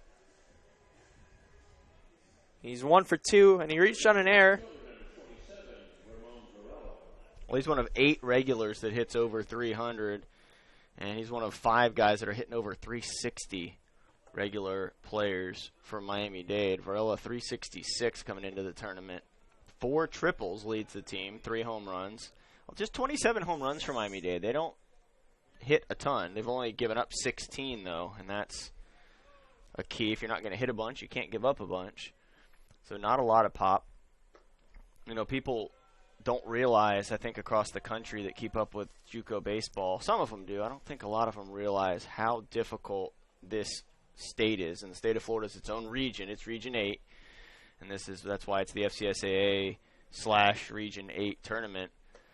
You get into some, and nothing against the other regions at all. I'm not saying that, but you get in some of these other regions and have teams that are hitting well over 100 home runs. They're scoring 10, 11 runs a game. They're just not playing the same competition. There's no other tournament in this country. I don't care what anybody says. I will argue with them till the day is done that you have 10 teams that come into a tournament that could all win it, and they're all really good, and they have a lot of Division I talent. This is just it's so hard to win this tournament. Like you said, Santa Fe's going for back-to-back. Nobody's won back-to-back in years. It is an extremely difficult thing to do. It's typically a different team every year, and it's funny. I was on our team. Santa Fe took over Snapchat for the JUCO World Series, and then the team, I think it was the day before, out in Oklahoma, Seminole State. They're a really good program out in Oklahoma, Seminole State College. They hit, how many home runs was it in one game? 12 or 13 home runs in one game. In one game? In one game. Wow. So that, again, I think that tells you 2 things, that they're pretty good and that whoever they were playing is not, and that it was probably a pretty small park. You'll never see that in Florida. You just won't. The parks aren't that small. Well, they're not small, and the pitching is too good. It's just not going to happen. And so when you get out to the JUCO World Series, that's why I don't care who goes from the state of Florida, they're going to have a shot to win it. When Santa Fe went in 2009, they weren't ranked. I think we had 20-something losses. No one thought we were going to do anything. We went all the way to the championship game. We played Howard College out of Texas. There's a stolen base attempt. And safe. I thought he had him. I thought he did too. Looked like he made the tag, but he must have gotten that right arm in there safely. Looked like the throw beat him, but they're going to say he tagged him up on his elbow and that his hand had gotten in. That's the explanation he just gave to the State College of Florida coach. But yeah, any team that goes out to JUCO from Florida, the JUCO World Series in Grand Junction, that's the ultimate prize here that these teams are playing for, is a trip out to Grand Junction, Colorado. It's an amazing tournament. Been twice now. 10 to 12,000 people at every game. The whole city basically stops what they're doing to come to the games. The kids line up for autographs for hours after the game. They sell trading cards of the players that the kids all collect. They have food trucks everywhere with food. I mean, it's an unbelievable atmosphere. Hard hit, just foul. Just missed, couple feet foul. Big break for State College. They can't really get any farther behind if they want to stay in this game.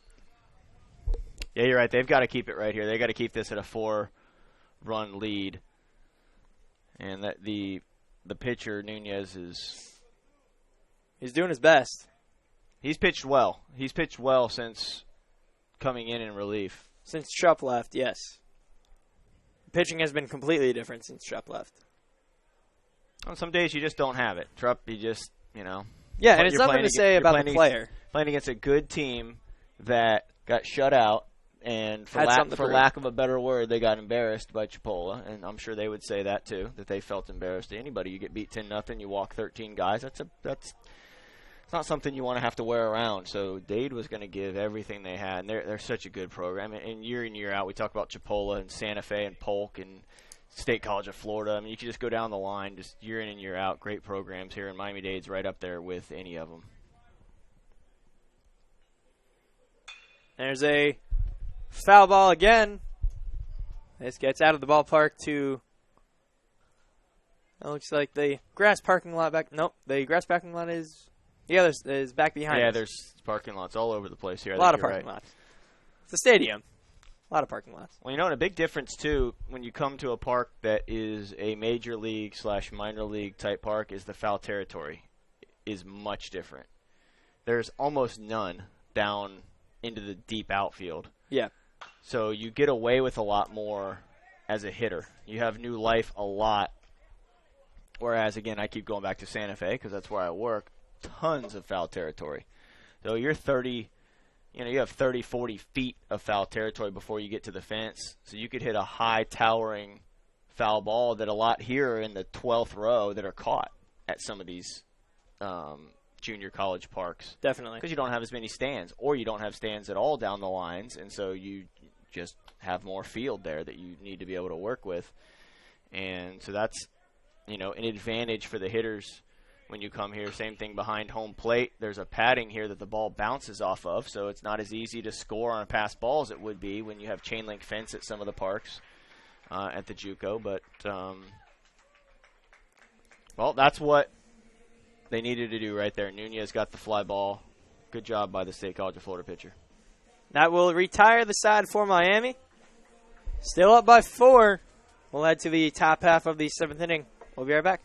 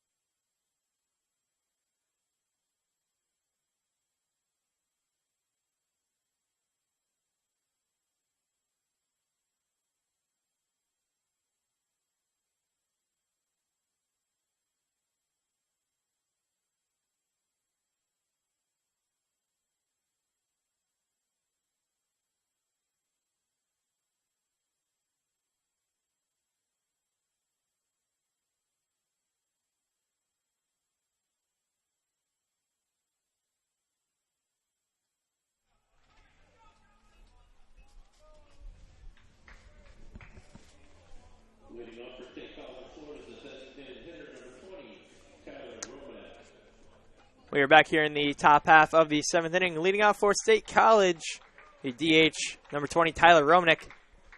Romanek 274. Grounder over, miscommunication, and it looks like... That'll be an error on the third baseman, I would think. He came across. Yeah, Edgar Martinez. He got overzealous on that one. That was hit too hard for him to cut off, and he should have just let the shortstop take that one. Yeah, he should have stopped, went behind Rojas. Let's see how they score that. Looks like they might have scored that as a hit. Nope, they do score it as an error. They score it as an error. That should be on Edgar Martinez, but I believe it'll go against Rojas because he is the one who tried to scoop the ball and wasn't able to. Unfortunate play. I still can't believe they didn't give an error for that pop-up earlier. Yeah. Yeah. Good job by that fan ducking out of the way. That was scary. And she, cat-like reflexes to get out of the way of that one. It's a dangerous place to be around here. My kids were here yesterday, and I told my wife, do not let them play beyond anywhere where there is netting. Yeah, we've seen a lot of hot shots that have gone straight into the stands. We've seen, I saw a foul ball hit one of the railings, hit another railing, bounce all the way over the roof, and it didn't make contact with the roof. Yeah, those balls, they're coming off at 95, 100 miles an hour sometimes, if not more exit velocity off the bat, and that's dangerous. If you're at a game and you're at a place like this where there's a lot of space, please pay attention. Yes. At all times. And if you have kids with you, especially, please pay attention. That is the worst possible thing that could happen. There's a fly ball into left field. Coming in is Penalto. He gets under it, makes the catch. Just got in on the hands. He tried to pull his hands in and get a hold of that one, but wasn't able to draw him in enough. Good pitch by Lopez to just get a routine fly ball. That's something that we've said a lot. Good pitch by Lopez. Well, the wind has died completely now, so there's no wind blowing. So State College of Florida should try to take advantage of that before it inevitably starts blowing in again, which I'm sure it will. And maybe with State College's luck right now, maybe it'll start blowing out for Miami-Dade. Brock Bell, 216, home run, 12 RBI, 111 at-bats in the regular season. Not the best hitter for the State College team, but he does have a little bit of power. And he shows a little bit of it, but it starts to die before he can get anything going. Yeah, sort of hit that one off the end of the bat. Didn't get much on it. And again, give credit to the pitcher. Throwing that off speed. Get him out in front a little bit. And they don't hit it off the good part of the bat. And it just becomes a fairly routine play for the left fielder. Brian Dillingham, 296. 34 hits, 115 at-bats. Just 4 extra base hits, so he's more of a guy that's going to... He's going to get you a single. He's going to hit singles for the most part. 5 extra base hits. He does have a triple as well. Doesn't take very many walks either. He is up there swinging. Just 4 walks on the season. And there's an example. That pitch was inside. He swung at it anyway, 1-1. Some guys don't like to get cheated out of their at-bats. They're up there to take cuts. When you're down 5-1, though, you need base runners. Can't get it back in one swing without having pitch in the somebody dirt. on. Blocked by Mondejar. So the winner of this game is going to play tomorrow at 1 o'clock against the loser of the Chipola and Palm Beach game, which is coming up about a half hour after this one. The winner of the Chipola-Palm Beach game will play Santa Fe College.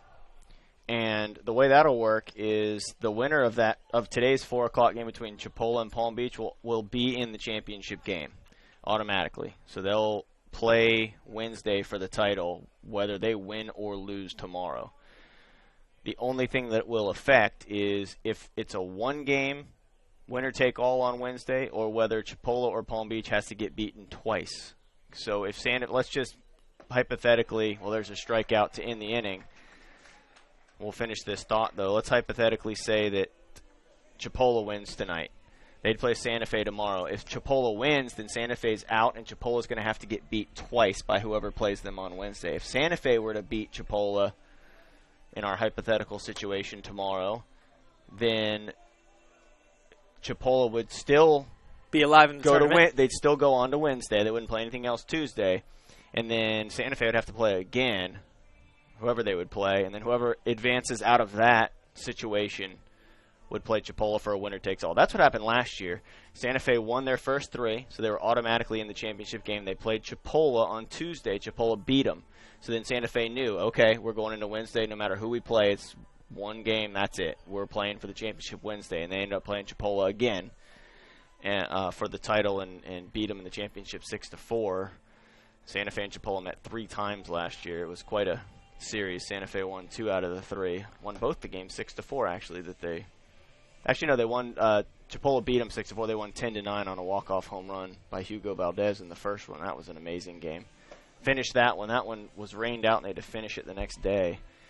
It's an interesting tournament last year, to say the least. If you're confused by that explanation, it'll get clearer as the day goes on. Yes, after we'll the try to Chipola explain Palm Beach game. A little bit better too as we go. But it's a tough 10-team tournament. And that's how the JUCO World Series is, too. They set up with 10 teams. It'll go back to 8 teams next year, so it'll be a little bit easier to understand. But, again, in essence, tonight's winner of the 4 o'clock game between Chipola and Palm Beach is in the championship. And then you're sort of figuring out who's going to play them and whether or not they have to beat them twice. That's basically what it comes down to. So tonight's game at 4 is huge for the winning team because they know that they are in that championship game with a shot at the World Series. They don't have to pitch to their best guy. They can rest their starters if needed. And that's where absolutely, and that's what Santa Fe did last year, where they said, okay, well maybe we'll try to sneak one out. We'll play some relievers. We'll try to sneak one out. If we happen to win, great. Then we got to get beat twice. Otherwise, we're saving our best arm. We're going to throw them in the Trent Johnson in the championship game, and that's what they were able to do. And worked out for them, and they were able to get the win. And so it comes down to how many arms you have left, what the coaching philosophy is as far as that goes, if you want to try to make sure you have to get beat twice. Both years that Santa Fe has won, they've been in the situation of winning their first 3, advancing to the championship game, and then playing that other game, and Coach Wiggs has elected to pitch some different guys to, again, you're not giving up. You're trying to win every game, but you're not throwing your number one. You're saving your number one. You could also argue that you always want your number one out there to.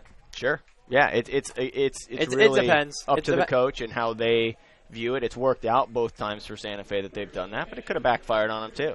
They could have saved the number one. The reason I think Coach Wiggs does that is because he knows for sure. It's not like a situation where you go, well, if we lose, then he's going to be wasted and we're not going to get to throw our number one. You know for sure you're playing that game. So I think you're playing the statistics of, okay, in a one-game situation, who do I want pitching? You want Trent Johnson or you want Clayton Kershaw, whoever. That's who you want throwing in that one game. So I think that's where it comes. I think most coaches seem to stick with that philosophy, but we'll have to see how it plays out as the tournament goes on. It's been an interesting tournament so far. There have been a couple of upsets. Polk State, who was ranked in the top 10, I believe, nationally. Yeah, they are. They're number 6, I think, and number 2 in the state. They went 1-2 in this tournament, and they had an early exit yesterday to Palm Beach. Danny Mondahar at the plate now, 355, 8 doubles, 4 home runs, 46 RBI. Scores up the bunt, pops that one up, and caught in the Miami-Dade dugout by a Miami-Dade player, so it's not an out. If you weren't watching. Yeah, that was Edgar Martinez who made that play. That was a good play. It was. Barehanded. It's dangerous going backwards in a dugout ever. You're surely going to trip concrete over something. And sort of a soft rubber floor down there for the cleats, so it makes it a little easier. He's not going to slip and fall, thankfully, but Lord knows what you're going to trip over. No, it's not concrete in those dugouts. No, it's like a softer rubber. So that they, main thing is they don't slip or wear their cleats down. You had concrete, man, they'd be wearing their cleats down the whole time. Yep. So I should say a hard rubber. It's not a soft rubber. It's a harder, type of a rubber surface down there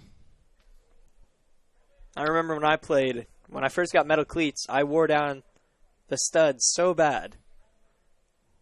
Yeah, from the dugouts. They'll wear, and most of them are concrete because it's Oh, good play attempt. Oh, and there's another error for State College. And that will send Garabedian over to second. That is should be the 5th error on the scoreboard, but they will have it as the 4th. But we know it's the 5th. Yeah, that's the 5th error on State College of Florida, and the idea was there.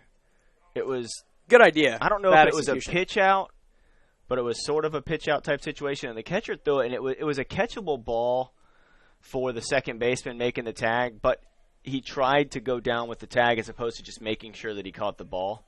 And so he pulled the glove a little bit, and so it's one of those effort errors. You're really trying to make an out. Trying to do too much. Trying to do a little bit too much. And right now, I think they need to focus on the batters and get outs. That's the main thing that the Manatees need to do. And Keyshawn Lynch, obviously being a second baseman, isn't used to getting a pickoff throw to him as near as Brock Bell, the first baseman, would be. And there's a drive to left field on to make the catch. Liner was Dillingham. Garabedian stays there at second. That's the first out of the inning. Oh, and his glove's a lot smaller, too, than a first baseman. Yep. Talking about an 11, 12-inch glove out there compared to a big first baseman's glove. Maybe even smaller, maybe even a 10-inch glove, depending on what the... Yeah, most infielders usually say about 10 or 11. 10, yeah, whatever they like to use, but it's probably closer to 10 for a second baseman. When I played infield, I liked a bigger glove because it gave me more room. Yeah, I think second baseman a third baseman probably going to have a little bit bigger of a glove because you're not having to try to roll a lot of double plays and stuff from third base, obviously, or any, really. Liner back in towards the Miami-Dade dugout. I don't know if there's a couple grudges between the Miami-Dade teammates, but they've hit quite a few foul balls right over there. Well, that's even when you're in the dugout, you got to pay attention. You have a short little fence right there, but it's not enough to protect your head unless you can duck real quick. In the first game, I think it was a Santa Fe trainer was standing over at the railing in the dugout. Foul ball right at her. Hits the railing, pops out, and she quickly sat down behind the fence after that. Yeah, that'll. It's a good thing she was paying attention. That'll scare you. Yeah, that was probably Larkin. She's usually paying attention if she's down there. Larkin or Aaron, the two trainers for Santa Fe, they do a great job, and they obviously know how to hop in the dugout a little bit. Got to have quick reaction time if you're down near a baseball field. Yes, you do. 0-2 now to Jose Rojas. Rojas is a .291 hitter. Very good shortstop defensively. Third on the team with 11 doubles. And yet again. Towards the dugout. He's good defensively, and when you can get .291 out of your shortstop, who is a slick fielding shortstop, 11 doubles, 3 home runs, 24 RBI, 30 runs scored, and that's just an added bonus. Also has 7 sacrifice bunts, so he can handle the bat a little bit. Does a little bit of everything, does Jose Rojas. That's about what you want from your shortstop as he hits that ball in the gap. It's going to hang up, though, I think. And what a catch. Tagging from second to third was Garabedian, but that was a wonderful catch out there by Jaron Shelby. That deserves a round of applause. He gets it from his teammates. I don't know that he tagged up.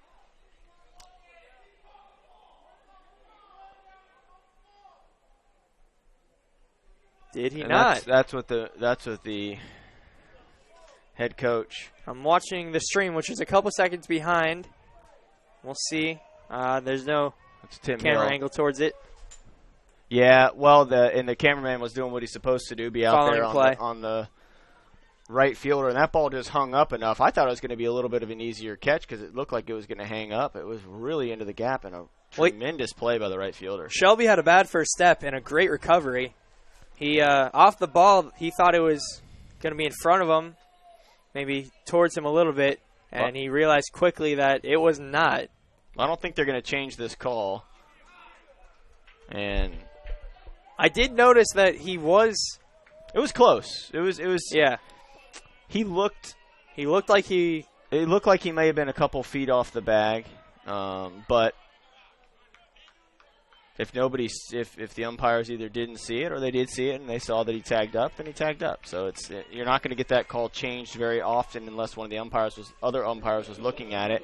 The umpire that's at first base is watching the catch, so he's not going to see that play. That's now the runner or the umpire at third base's job.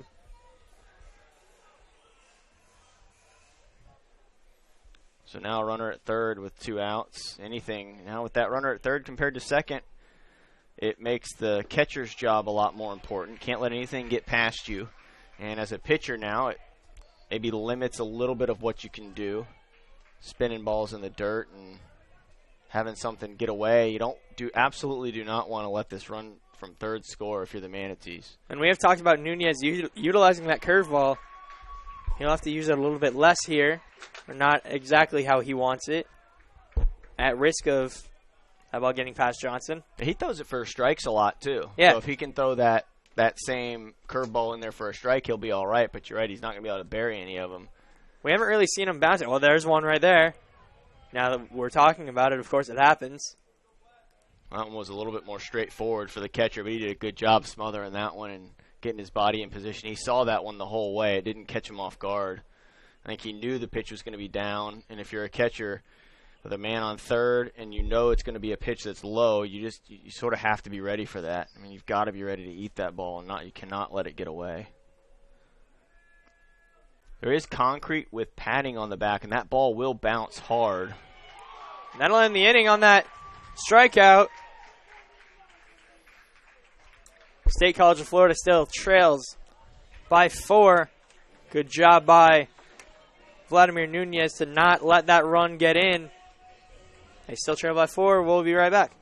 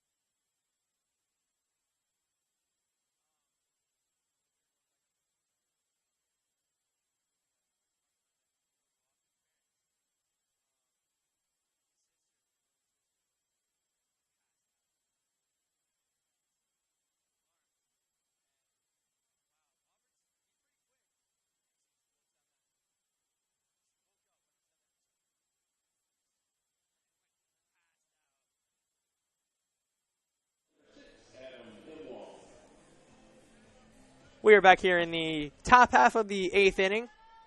State College of Florida, they have 6 outs to get 4 runs, or else their season is over. First pitch in is a strike. That is it in a nutshell, Chris. You're right. You got to start to make something happen right now, and nothing has been easy against Lopez. And the pinch hitter right now is number 6, Adam and Wall. And Wall, 292 hitter, 11 RBI, 3 triples, and a double. And Wall with some speed. He takes over for Rugi Odor. So that'll be the end of the day for Rugi. And I think he's playing the percentages here. Tim Hill is trying to get somebody on base with a little bit of speed. You can put some pressure on. There's a liner caught by the first baseman. Nice play. And that's sort of how the day has gone for the Manatees right there. Yep. Hard hit balls that have been caught. And errors on defense. Yeah, it's tough to get something going when you're struggling defensively and then everything you hit's going at somebody. It's tough to come back. Just one of those days. Happens to everybody, every team, every now and again in the sport of baseball. Just don't want it to happen on your elimination game day, but you're right, it happens. And that pitch taken inside for a ball. Now it's up to Keyshawn Lynch, who's a .325 hitter, 9 doubles, 4 home runs, 20 RBIs. And that catches the zone. They do have the juice of the lineup coming up. So if they're going to make something happen, they probably need to start doing it now. That looked like a cutter. I haven't seen that from Lopez today. And that one catches as well. And not a ton of pitchers at this level throw. It's a tough pitch to throw, that cutter, to keep command of it. And if you can, it's really effective. Yeah, and a lot more pitchers in the big leagues are throwing it now. And I think, there's been so much success with it, and pitchers are sort of getting away from throwing splitters and stuff like that used to be popular. You have the sinker ball pitchers like Zach Britton and Jeurys Familia for the Mets. Nice play by the third baseman. Good play. Over there at third base, Edgar Martinez able to get the second out of this inning. So 4 outs for 4 runs. Ryan Karstetter will come up trying to get something going for the State College team. Karstetter, the leading hitter for the Manatees at .364, 19 doubles, 5 home runs, 47 RBI, on base at a .417 clip, slugs .545, and 76 hits. It's a good player. That's a lot of hits. Yeah, this is clearly the best offensive player that the Manatees have. And he's going to have to do something with 2 outs and nobody on. I'd like to have seen somebody get on base in front of him if you're a Manatees fan. And you look back at Wall, who had that line drive to first. If that was 3 feet the other way, 3 feet to either the left or right, he's probably on base. Yeah, you're right. If that's 3 feet to the left of the first baseman, he's on second. Game of inches. Truly. That's why they... Game of milliseconds. That's why baseball is such a great sport, and I love basketball. I grew up playing basketball my whole life. That was more my sport as far as playing. Baseball's always been my favorite sport to watch, but if you have LeBron James on your team or Kevin Durant or something, you're probably not going to get beat by the team that doesn't have that player. Yeah. But in baseball, you can neutralize a lot of things with a good pitcher or with a bounce here or there, or the weather can neutralize some things. So that's why it's such a great sport. There's so many different things that come into play. There's so many different dynamics that come into play in this game. And I love basketball. I love football. But if you're bigger, stronger, faster, you're usually not going to lose in those sports to a team that doesn't have those things. And in baseball, if you have Brendan Little, like State College of Florida does, you can probably beat anybody on any given day. When he's playing. And when he's out there pitching. And when you have Lopez pitching for Miami-Dade, you can beat anybody on any given day, and that's what he's done here today. He's gone 8 innings, allowed 5 hits, 1 run. We'll head to the bottom half of the 8th inning. State College, their season's starting to come to an end. We'll see if they can pull off a miracle in the top half of the 9th, but Miami-Dade will get one more shot to extend their lead.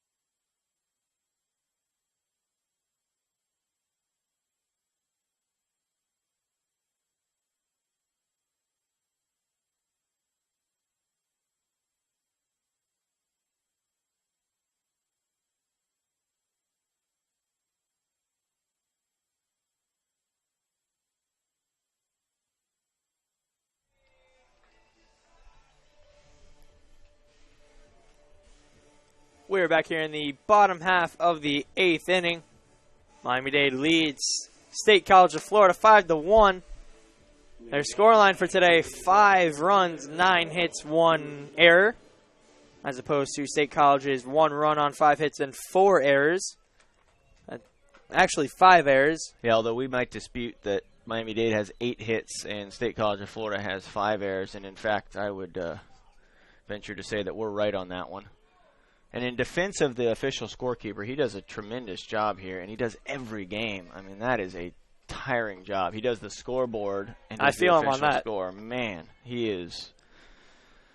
does a heck of a job in there. So, you know what? He's allowed to miss one every once in a while. Every once in a while. I think. Yeah. We'll give him a pass. Yeah. So, Joker Marchant Stadium, the staff here at excellent staff with the Flying Tigers, Shannon, and all her crew really do a good job, and we appreciate everything that they have, and it's really professionally run. And the place is nice now. They put a bunch of renovations in. We were at Henley Field last year, and they built a whole new clubhouse out there, the Margaritaville patio.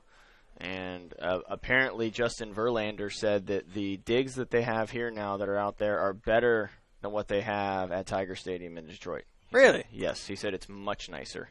So I'm wondering if the Detroit Tigers heard that and if they may make some renovations themselves on the place there. Full count now. But, yeah, there's a nice Corona Cabana out there in left. Publix Field now, so they've got a bunch of new sponsors here. I mean, it's, as far as minor league parks go, it's got to be one of the nicer ones, especially just for the accommodations for the teams that are playing.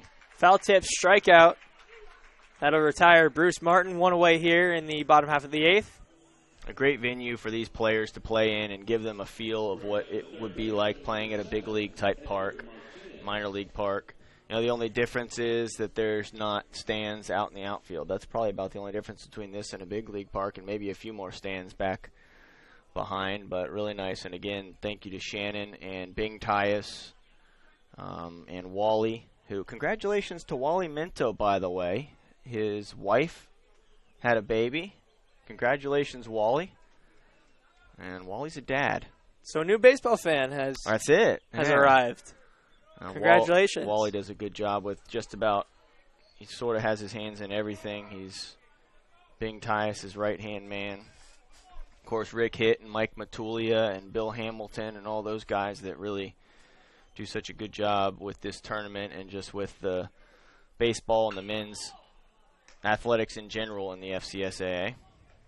And a good play over there at third base by Ryan Carstetter. That's the second out of this inning. The field's in great shape, so the grounds crew needs a shout-out while we're sitting here giving accolades to everybody. They come out here and they whip that thing into shape after every game, and the grass looks great. And it takes them 20 minutes every time to redo this entire field. That's outstanding timing. They could probably do it blindfolded in 25 minutes, I bet. I know. They've got an entire system worked out, and they all know their roles. They know exactly what to do, and they do a good job. And, again, just the entire staff, Flying Tiger staff from top to bottom, you know, makes this tournament hum along like it does.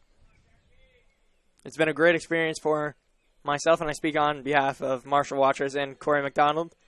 Andrew Laguerre, who's our cameraman at the moment. Jovan Jocelyn, who was our cameraman for the past 3 days. Jovan did a great job in the camera. I'm sorry, what was the camera operator's name today? Andrew Laguerre. Andrew and Jovan have done a really good job, and we appreciate you guys stepping in at the last minute, too. This was not something that was sort of planned out for too long in advance, and having run it the last couple of years for softball and baseball with Tyler, I know how much has to go into it and how much prep time there is and everything like that. So you guys got called out of the bullpen, and you've done a good job, so appreciate you coming in and doing it. We appreciate the compliments. Absolutely. It's been an honor to work these games, and it's been a very humbling experience as Jackie Urbaez draws a walk. I'll tell you this, not everybody's going to like the way you do it, but just keep doing your thing. That's how it is, believe me. I know from experience. Definitely.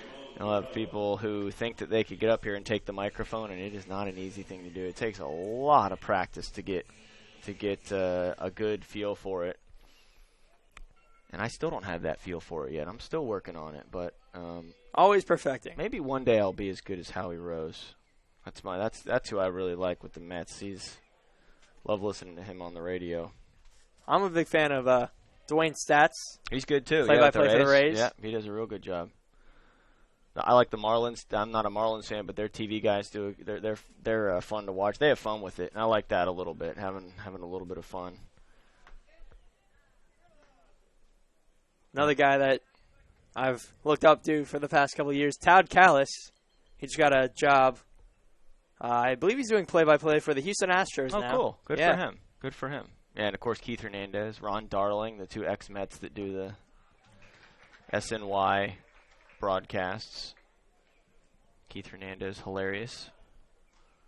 There's a lot of really good play-by-play guys in the MLB. It's an art form, too. It's not, it's a slower pace of a game, so you have to be able to keep things moving while still telling a story and still telling what's going on. And in basketball, there's not as much downtime, and in football, you have downtime too in between plays, but you typically have other things that you're talking about. In baseball, depending on the team, you have a lot of time in between every pitch, and especially if it's being broadcast like this, you don't have to necessarily say every single thing that's going on. So it's an art form for those guys that do it and do it well.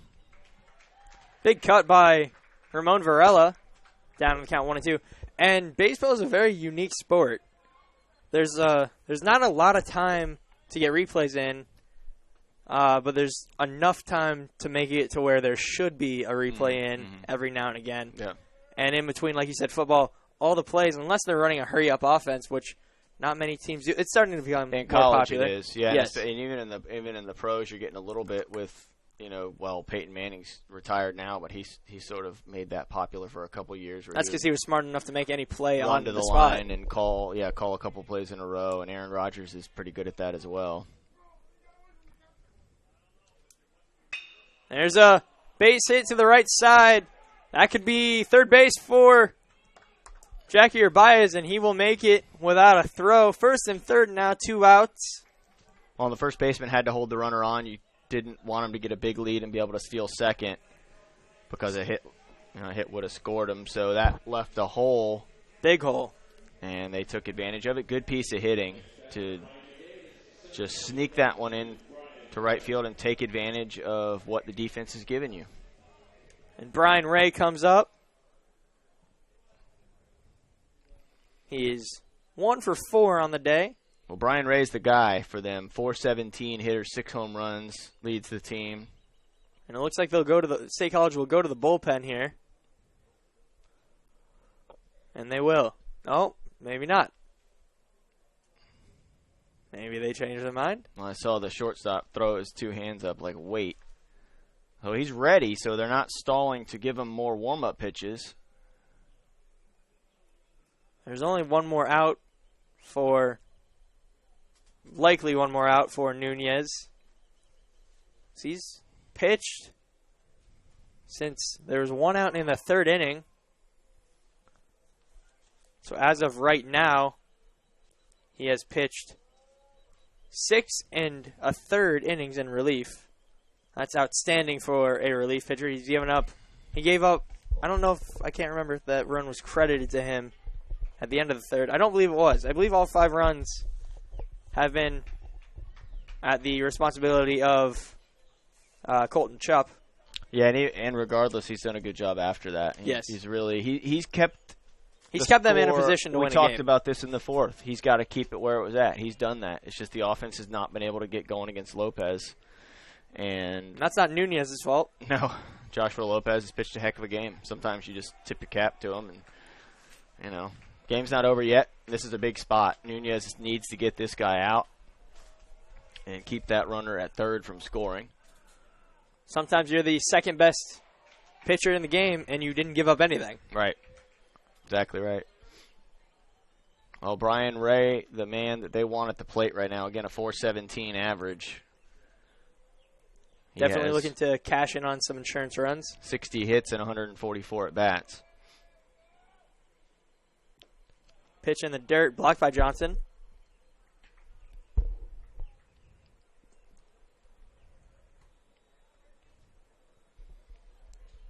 Both these teams trying to move on to play another day. The winner will play tomorrow at 1 o'clock against the loser of the 4 o'clock game today, which is Palm Beach State College and Chipolis College. Those are the two remaining teams without a loss. The winner of that game will advance on to the championship game. They'll still have to play one more before that championship game Wednesday. But it's basically to determine whether or not they have to get beat twice Wednesday or just once. Runner sort of faked like they were going to go to second and then held up and went back. You don't want to get thrown out trying to steal if you're Miami-Dade. Wind starting to blow out for Miami-Dade. Again, at the expense of State College. And swinging through that was Brian Ray. That ball just dropped out. Big cut. He was trying to get something, trying to do something with it. But he came up empty. 3-2 count. Runners on the corners, 2 outs.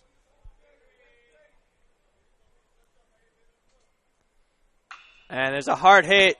Almost hit. Foul. Just foul. Just foul. That almost hit Jackie Urbaez over there at third base. He was in foul territory, so if it hit him, it would have been a dead ball. Would have hurt. It would have hurt. Would have hurt quite a bit. It was towards the ribs. It might have had a dead leg or a thigh or something right there, depending on where it hit him. Well, good thing it didn't. We don't even have to worry about it. Full count pitch again. Runners will be on the move. Full count, 2 outs. There they go. And there's a hard hit out into the gap. Nobody's getting to that one. That's going to score 2. That's going to be 2 easily for Ray, and he's going to try for 3. And out at third. No, the ball came out of Carstetter's glove. Throw beat him, and if he gets that tag down, he would have been out. The throw was there in time. Let's hope Brian Ray's okay. So Brian Ray jumped up. He's good. It looks like he's okay. All right, good. It's good news. Don't ever want to see anybody get hurt out here, although it does happen. Nice piece of hitting by Ray on that 3-2 pitch, and I'm a little bit surprised with an open base that he would throw one in there to Ray, the best hitter on the team. You know, you didn't have to necessarily throw him a strike right there. You had that empty base out there at second. You don't want to put a runner in a scoring position, but you take your chances with the next guy, I think. Now, you just don't groove one, is what I'm saying. You throw something, a couple inches off the plate, make him have to do something with a good pitch, and that one was just right down the middle, and Ray made him pay for it, and to the tune of now a 6-run lead. Pitching change coming up for the State College of Florida.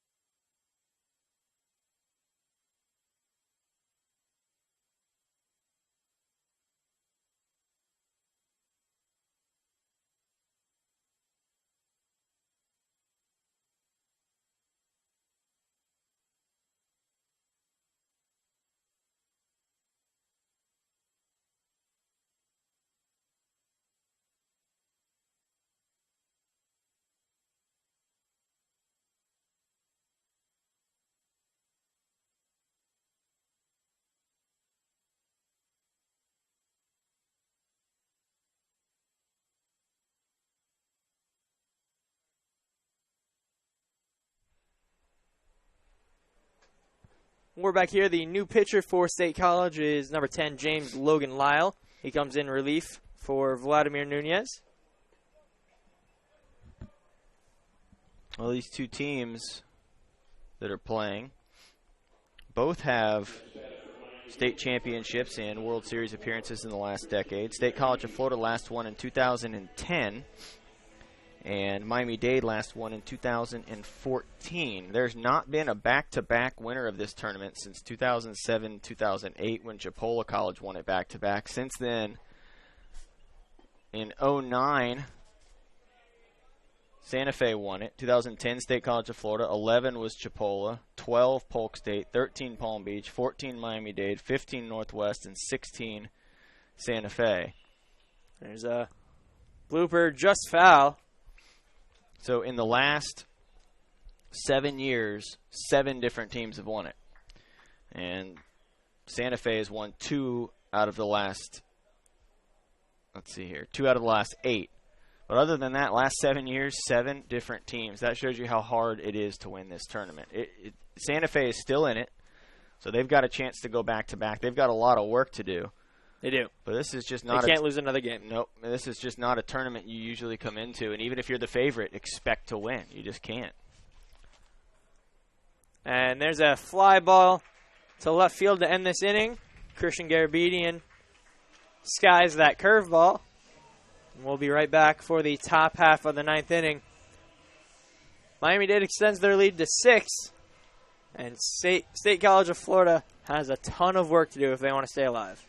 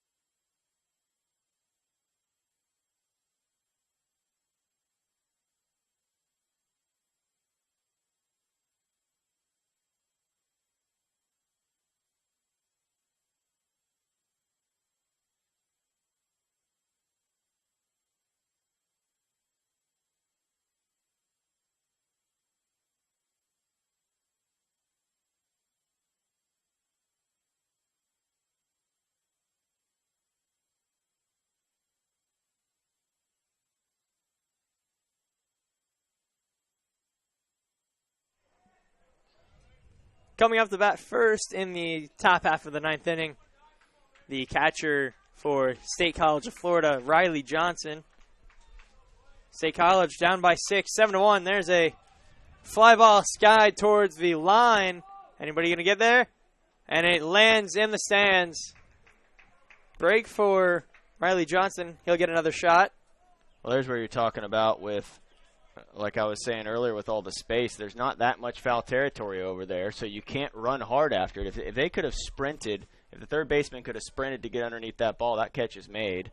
Easily. And instead they have to sort of tread lightly with the concrete wall. It's padded, but it's still a concrete wall. And there's nobody there to catch you if you fall. Right. You're smashing right into those seats, and that's going to hurt. So you're, especially with a 6-run lead, you are maybe a little bit more careful about not getting hurt in the 9th inning right there. Maybe if it's a 1-run game or tied or something. That's a base hit right up the middle. And it looks like Joshua Lopez is limping. I think he might have rolled his ankle. I think it might have hit him right on the pitching hand as well. So I think he might have rolled an ankle and maybe, the Danny Price is going to come out and have a look at him. Lopez says he's okay. Danny Price probably just being cautious. Doesn't want his... Might have stretched him, pulled a muscle too. He's He's trying to stretch out that left leg. It's either that or maybe it is an ankle. Tough to tell from here. Trainers coming out now. And thank you to the athletic trainers. You got to give a shout out to the athletic trainers. They are the team behind the team. They get no credit for what they do at these tournaments. You're playing 5 games, maybe 6 games in 5 or 6 days. Well, there's a reason that the guys are ready to go every day, and it's because of these athletic trainers who are working countless hours you can't even keep track of, really, and making sure everybody is iced up after the games and taped. Their job really never ends. You go back to the hotel, and the athletic trainer's helping somebody out there, then they're doing rehab, and then they're taping somebody's ankle, and then somebody says, oh, that I need this worked on, that worked on, and so I've seen it firsthand what those athletic trainers do, and they really deserve more credit than they get. I'll tell you one thing: don't ever just call them a trainer. I've made that mistake. They are not trainers; they are athletic trainers. Athletic trainers. And you know what? They deserve to be called whatever they want to be called, and they do a great job. I know. Again, I work at Santa Fe, and Larkin Chapman and Jessica Quinn are the 2 trainers there, and they are dedicated beyond belief to the athletes who, sometimes they're difficult to deal with, believe it or not, the athletes. But the trainers, they have patience, and they do what's best for the health of the athletes, too. And I think sometimes that gets lost. The athletes think, oh, you just don't want me to play. It's like, no, we care about you, and we care about your career, and we care about, especially when it comes to concussions in recent years, it's been, something that's really been in the news because of the NFL, and so there's a lot more cautiousness as far as concussions go, and I think that's important. It's a good thing. Science advances, things advance, and you got to keep up with it. I think maybe Lopez cramped up. Yeah, and he might have just sort of awkwardly moved real quick, and then his muscles reacted and cramped up. Let's hope that's all it is. It's a pretty warm day. Maybe not getting enough fluids. Well, he's chugging some Gatorade or Pedialyte or water or something out there right now. And it looks like he'll continue.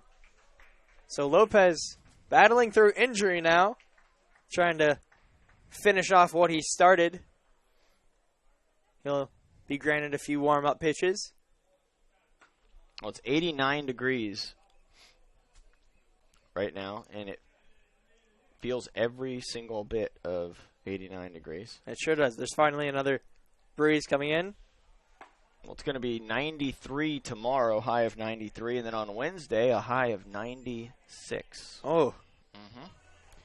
With no chance of rain in either one of those days. Just 10% Tuesday, 0% Wednesday. These sprinklers are going to be working full blast. Yes, they are. During the nighttime. So Austin James will come up. He'll have a man on first. That's how you get it started if you want to rally in the 9th. You got to get the first guy on. Takes that pitch for a strike on the inside corner.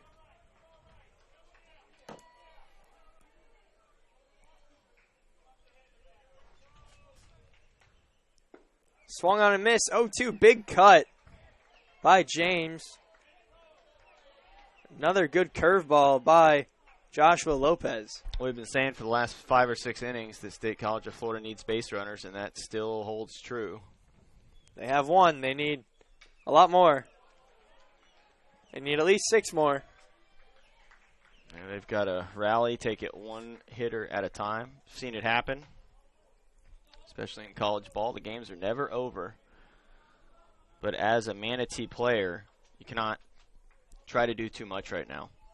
The game's not over until you retire 27. That's it. That's been the rule for over a century. It'll continue to be the rule for hopefully a century more. James is a 293 hitter, so a good hitter at the plate in this situation for the Manatees. Fouls that back to the netting. Stays alive. That was a good pitch. He wasn't going to be able to do much with that one. It was probably strike 3, so he just fouls it off and now tries to get something more that he can handle. I think that was that cutter again. Clocked in at 87 miles an hour.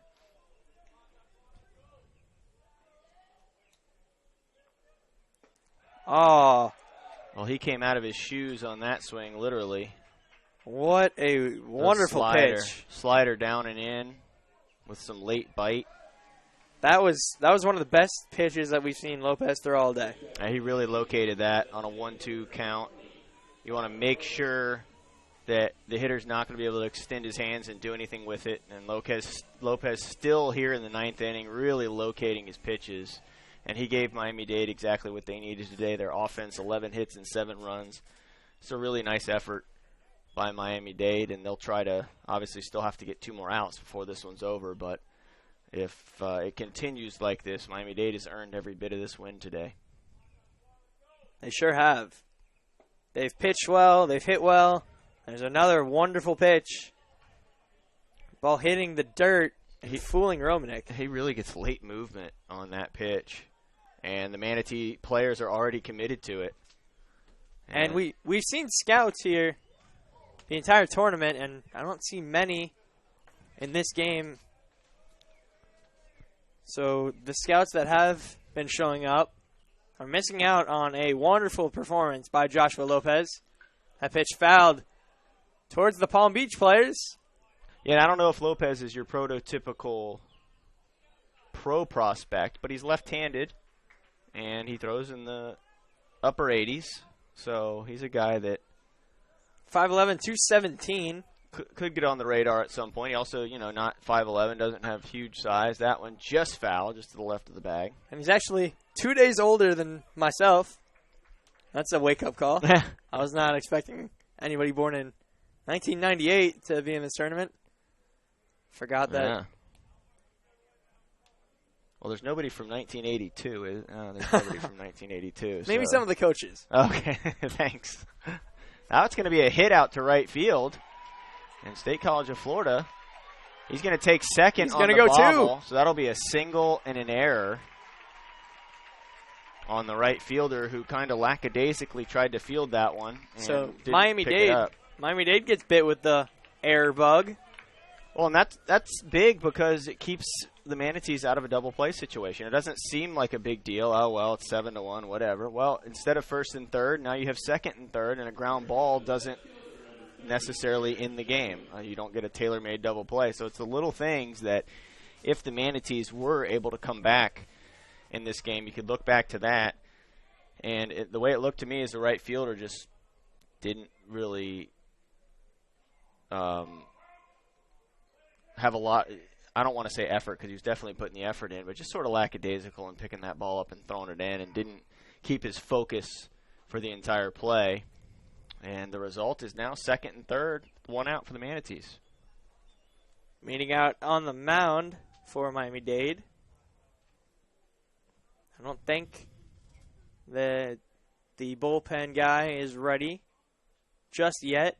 He's still doing light jogs. Now he's starting to throw. I haven't noticed any real action in the Miami-Dade bullpen. They've put full faith behind Lopez, and they'll continue to. I think let him try to finish it. I don't blame him. If it ain't broke, don't fix it. And Lopez hasn't needed much fixing in this ballgame. Well, the Manatees have squared the ball up a little bit better this inning. So that probably has Coach Danny Price maybe a little bit more worried.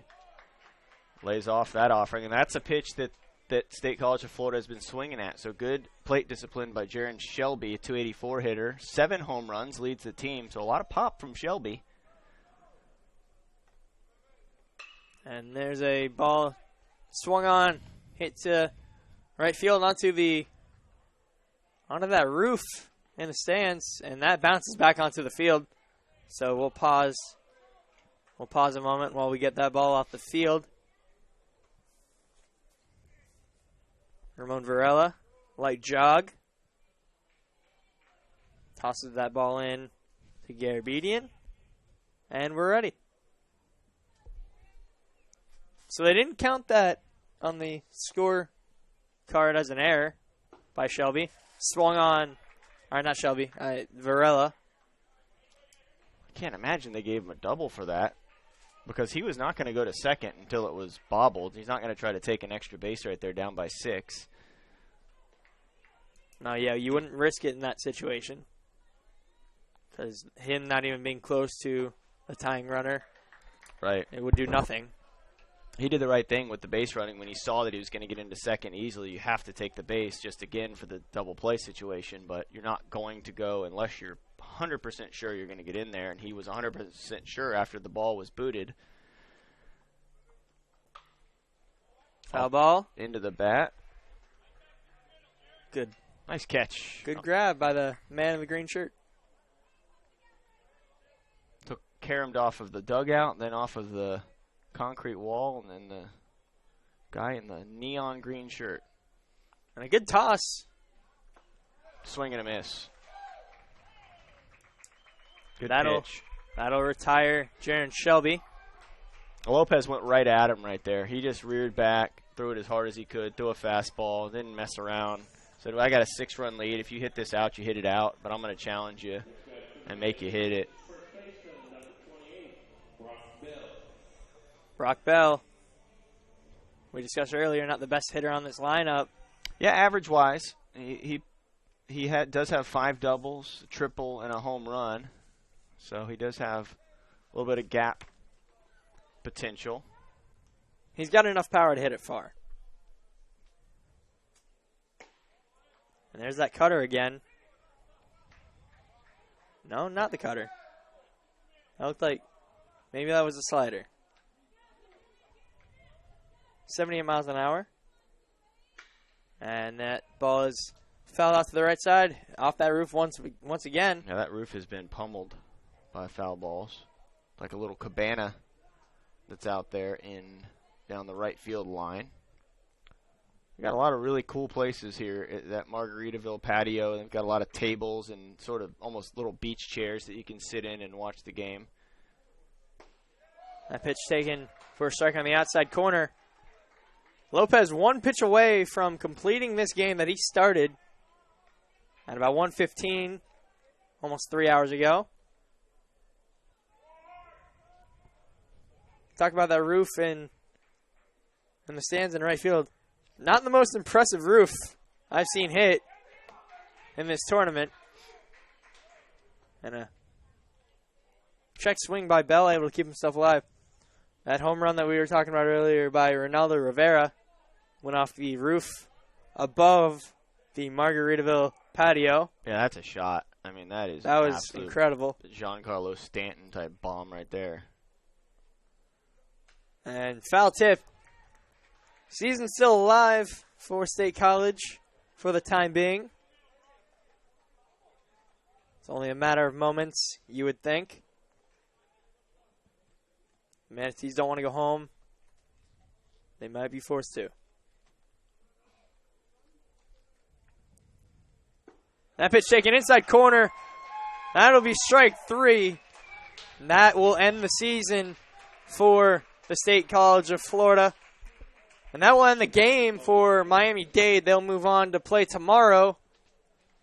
Joshua Lopez carried his team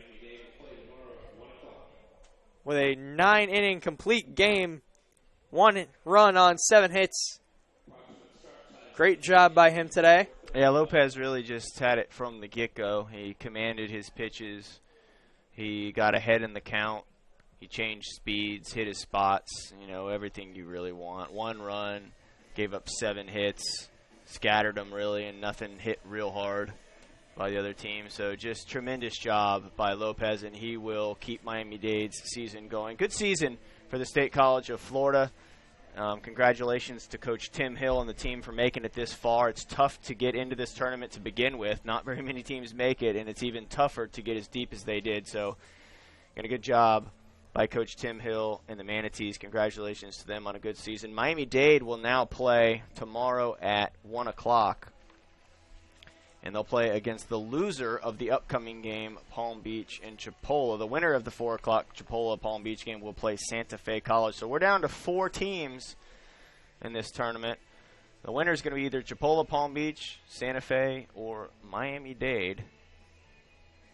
And Chris, we'll keep going, and we'll find out who that is on Wednesday. But we've got another game coming up here in about a half hour, Chipola and Palm Beach. Approximate start time will be about 4:35. Make sure you stay tuned. we'll be back to bring you that game.